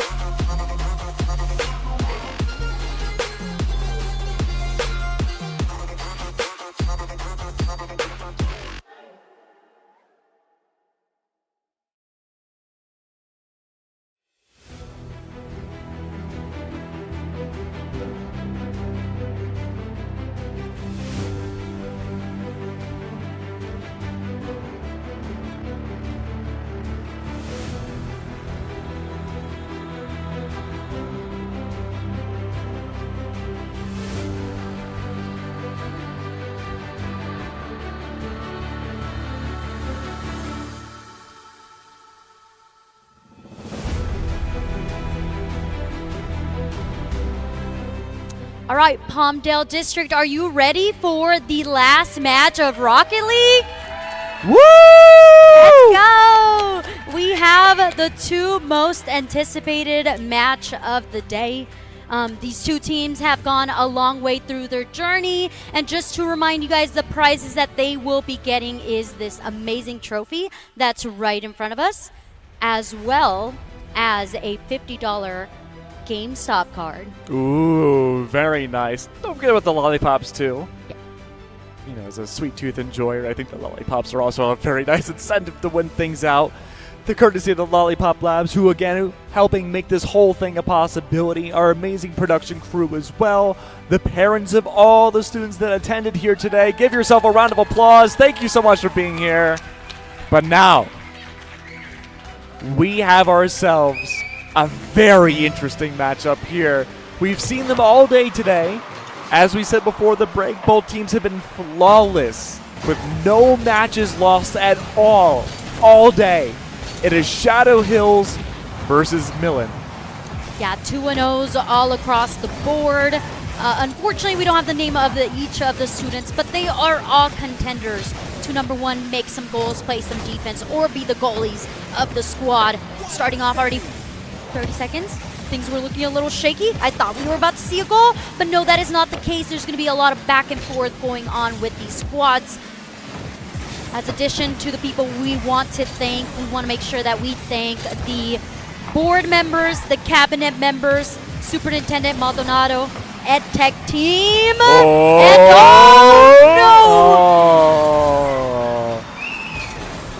also the principal and coaches, as well as technology team, the students, and 12 and with that, Shadow Hills solidifies that first point on the board. Started off as an incredibly close call for Shadow Hills to nearly get the score against them. They pivot around, they take the ball right out of the goal line, and they swerve it right into Millens, getting themselves the very first goal of the championship series. It's a great start already for this team that really so far hasn't had a discernible weakness on the big picture scale. Their macro game has looked so good. Each player's been willing to cover each other's bases. They remind me a lot of a mixture of almost like Millen, who they're going up against, and Desert Willows. That means that at some point in some time, Shadow Hills, giving us a little bit of a heart attack there. But we are going to see a bit of demolitions going on, right? Because we foreshadow that Desert Willow kind of has a little bit of the Millen with the save. So many close calls, but in the end, it is the goaling that does come through here for Millen. Yeah, that's really the only thing that we haven't seen too much from Shadow Hills so far has been the fact that Millen, since they went up against Desert Willows and got down against over and over again, they themselves have started taking the opportunity to use the field advantage more to speed boost and take their own demos to remove different players from the server just for a few seconds. Shadow Hills did not do that at all in any of their matches. Backboard, and replace it! Oh no, the bounce isn't there! Tries to flip back through! Millen doing everything in their pocketbook to try to get that ball to go into the goal, but it's Shadow Hills doing so great at deflecting. Again, so close. The pressure is on. Millen keep teasing the scoreline to possibly get there first. And they're so close each time. But it hasn't been enough just yet. Shadow Hills, they got their first score. Take it directly out. Bring it over to Millen. And they nearly did so again. They're willing to play a very dangerous game if it means themselves to maintain the scoreline and get another on the board. Oh, we hear the crowd chanting for Shadow Hills. Oh, there we get the reciprocation here. Millen also has fans of their own. Where's the go demo sign when we need it? Give us the demo sign.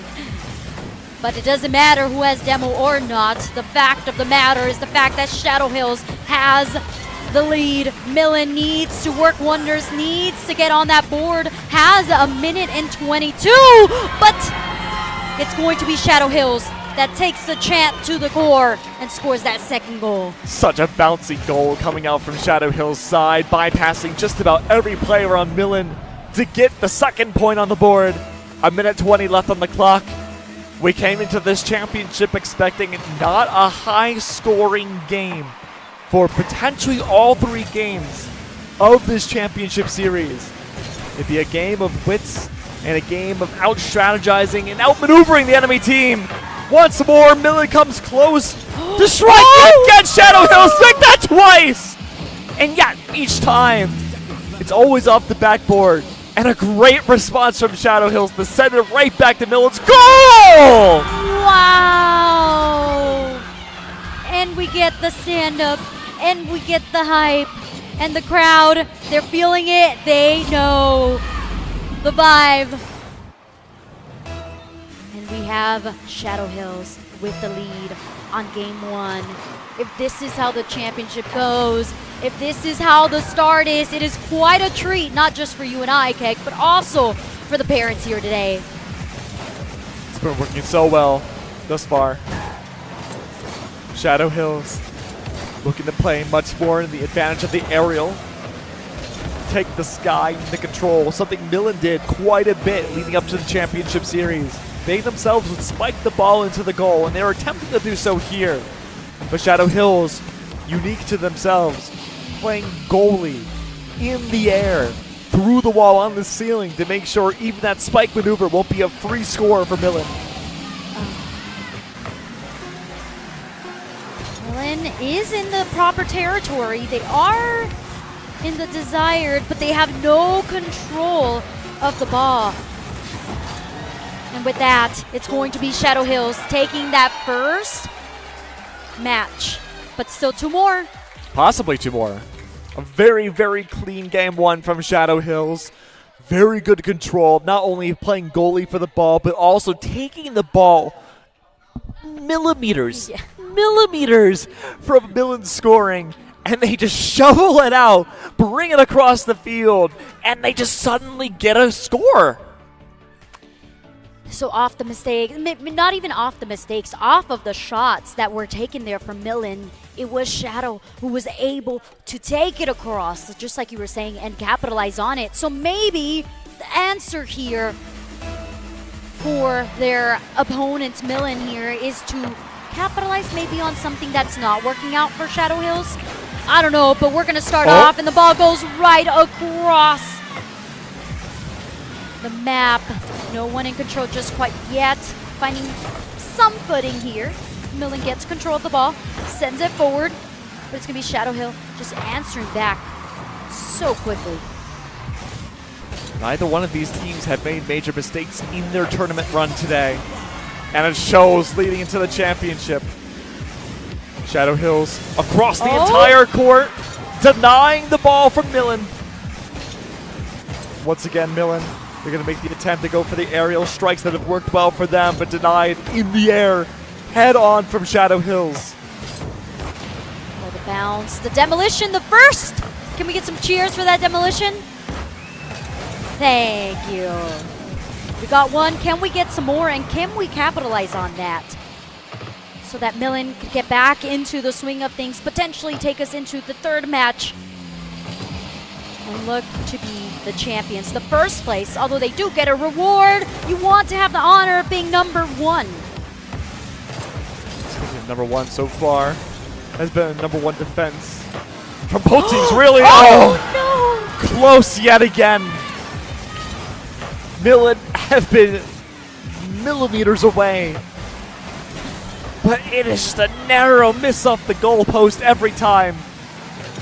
The ball's been dancing around the field for a minute and a half so far, and yet there has been no response, no real leeway for either team.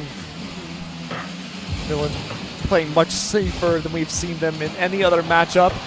Shadow Hills going for it. Do they go to the denial? There was the follow-up, but both of which are denied.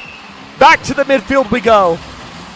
Not here, not today. Millen fighting for their life, fighting to make sure that Shadow Hill does not score upon them. But in that time, even as we get this image, there's 3 defenders on the court of Shadow Hill. Where is Millen? Millen is playing so defensively that they're almost too much. It's tough. They'd rather go into overtime 0-0 and risk only needing a single point for either team if that means what it takes to get into game number 3. Safety City can be a great place to live in, but if Shadow Hills can break through that defense, it might not matter. They've already had one game under their belt. This could come down to only needing one more point to make themselves the championship winners, but the ball won't connect. The follow-up, almost there. Shadow Hills already on the case. Millen, they tried to go for the aerial strike. Ball goes out of their wheels. Off the backboard. Shadow Hills once again trailing the ball. There's 2 on Millen. They're trying to guide it back over to set themselves up for victory. Off the midfield. That's 1. All 3 of Shadow Hills are there. There's the follow-up. Backboard still a nemesis. Oh, but the follow-up after that doesn't connect. Now it's the goalie's time to shine. No. Number 7 saves the day.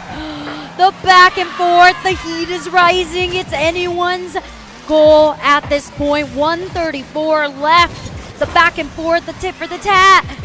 And it finally ends up being no one's quite yet. The ball just ping-ponging back and forth. No one has asserted control of it just quite yet. And the crowd cheers. You hear it.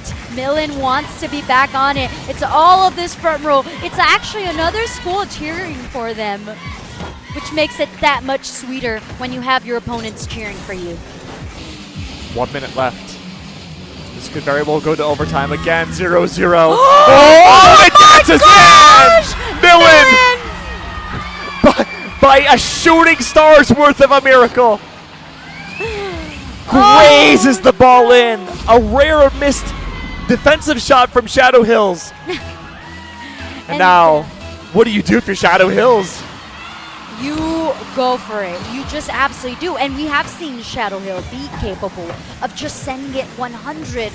Now, the problem with that, as I say that, is the fact that then you leave your whole back line open.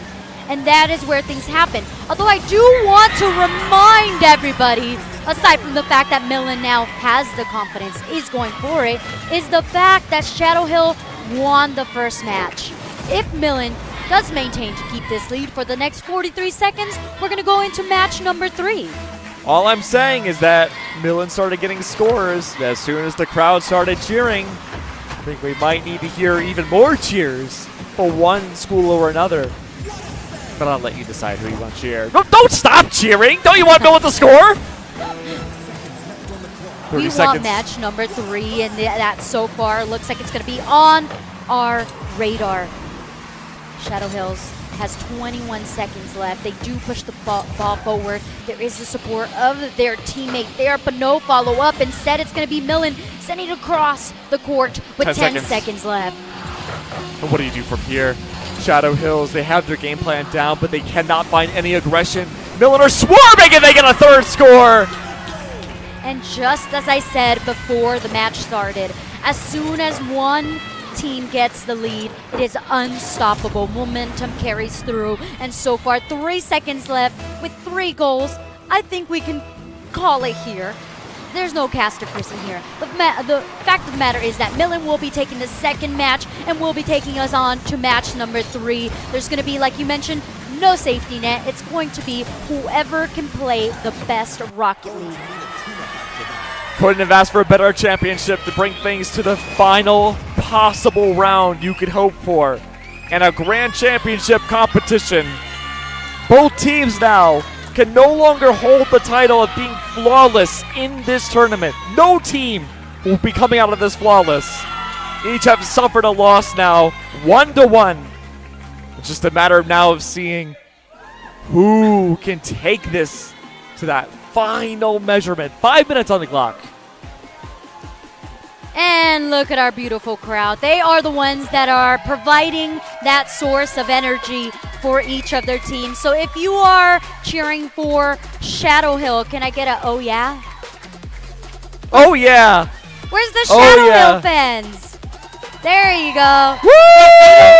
Yeah, we have to say oh. Okay. They're quiet. They're in the shadows. Oh, that makes sense.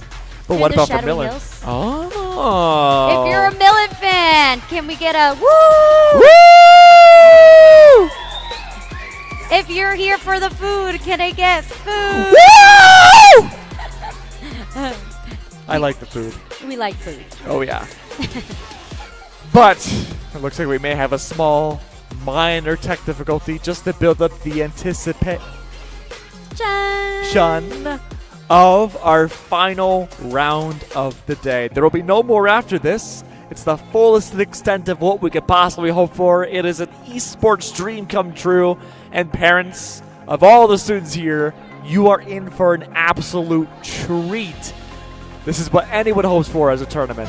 As we head into game number 3, the very final game of this tournament. 5 minutes to show what you've got, what you're made of, how much stamina you have built up through practice. Because this ain't for the weak of heart. This is for all of the sweat, tear, and honor that you could possibly get. Shadow won first. Shadow looking to defend. Millen very close to the edge. A little too close if you're a Shadow Hills fan, but instead now the ball does pivot the other way around. This was the game 1 strategy from Shadow Hills. Let that ball go all the way, practically inside the net against you. Take that ball and slingshot it across the field back in the Millen to get your first score. That did not work for game 2. It's a dangerous, dangerous thing to try to bring out here on a championship round where Shadow Hills, the last match, they've struggled to get consistent goals. Oh my goodness! And that was on the goalies. Boom! A way to change the tide. Just as I say, they've struggled. They get the first score of the final game. And that might be all they need. A near 4-minute clock timer is left. They could just protect the ball and deny Millen the opportunity to score. But that is such a long time to do so. A lot to be asked. The crowd cheering for Millen, asking them to score. Do not let momentum go against them. The ball in danger zone once again. A bounce and safety found in the hands of number 7.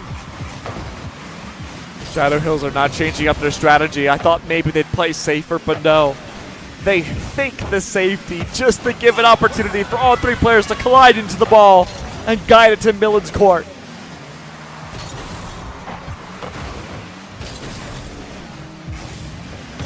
Minutes remaining.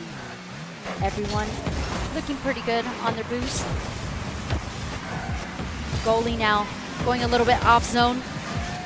Important note, no demos so far. No demos, indeed. But do they need them as Shadow Hill remain with the lead? Control of the ball now in the hands of Millen. A bounce and bouncing straight into the goalie. Millen has answered the cry of the crowd, and now it's an even matchup with 2 minutes and 40 seconds remaining. Ooh. The crowd is doing. They know what they want. 1 score for each team. 1 match won on top of it. Oh, Millen! They break the tie! And the crowd goes wild. Millen sure did bring all of their fans. So this is going to be on Shadow Hills fans to give them a little bit of extra support to tie this thing up. Still more than enough time. Shadow Hills were in a similar spot last game. The only difference now is that they have a point on the board. They have a hard time recovering, too. Within seconds, Millen are running away with this lead. There was a bounce and a little fluke just to get it on to the goalie. Millen finding the momentum. And the scary thing is, once momentum is set, it's hard to break. And Shadow Hills have been a team that have struggled with matching up momentum once it is against them, something they have yet to encounter this tournament up until the last 2 goals. Shadow Hills dancing so closely with danger as they possibly could have had 3 against them. It's back into neutral once again. Toying around with the idea of maybe giving Millen a second score up against them. We're now past the 2-minute mark. There's so little time left in Shadow Hills. They have not been able to break past this Millen defense in the last game and a half. Oh, the setup was there, but nobody else was home for that one. The pressure of knowing that your opponent has 2 more points ahead of you, with the time ticking down little by little, has got to be killing Shadow Hill here. It's a 1-for-1. This is it. Looking for the lineup. Backs up. Reverse. But it's going to be Millen sending it forward to the other court. What a read from Millen. Recognizing exactly what player 5 wanted to set up for. Denying completely. Shadow Hill's entire plan crumbling in seconds. A minute left on the clock now.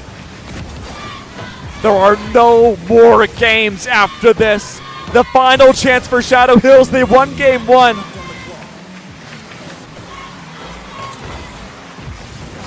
The crowd, the favorites so far, getting the support of the crowd. And finally, with 51 seconds left on the board, Shadow Hills finds their second goal. But can they find the third? Is going to be the real question. It's the story of the boulder climbing up the hill. Less than a minute left. Shadow Hills. These scores that they've gotten have been off of purely missed opportunities of Millen not to convert the ball back. A score now for Millen would surely seal the deal. 43 seconds left, a possibly open goal. Player 6 is there to save the day. Shadow Hill doesn't have enough time to play this ping pong game. They need to keep control of the ball. It is open, but denied. There is Millen's goalie securing it, sends it across the court. 20 with 23 seconds. Shadow Hills needs to remain in control. They need to take the play. They need to take the 1v1s and win them as well. So many little micro battles that they need to win. And with just 10 seconds left on the board, the crowd starts counting down. 4, 3, 2, 1. And there you have it. As the ball hits the ground, it is Millen who takes it home. They took us through a huge journey. It was the trials and tribulation, a true hero's journey for Millen. Game number 1 did not go in their favor. They found the solution in game number 2 and rolled with it quite literally into game number 3.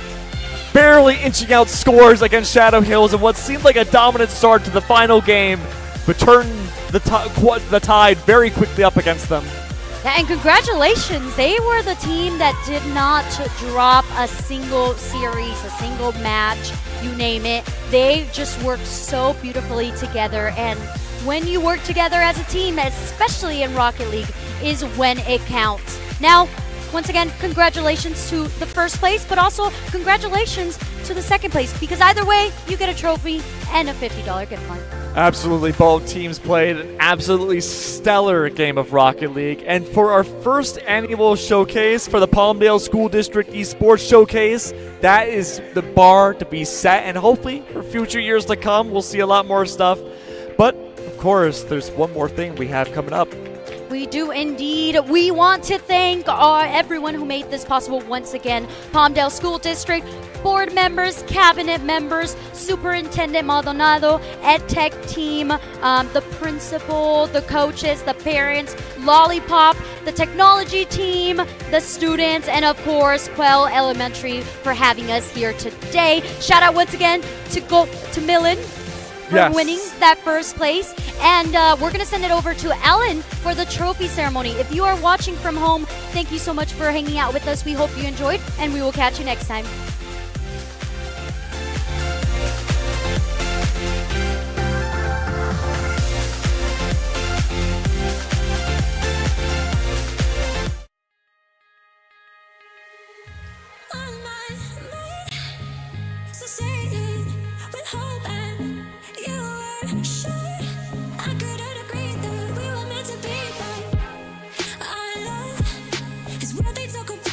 What they talk about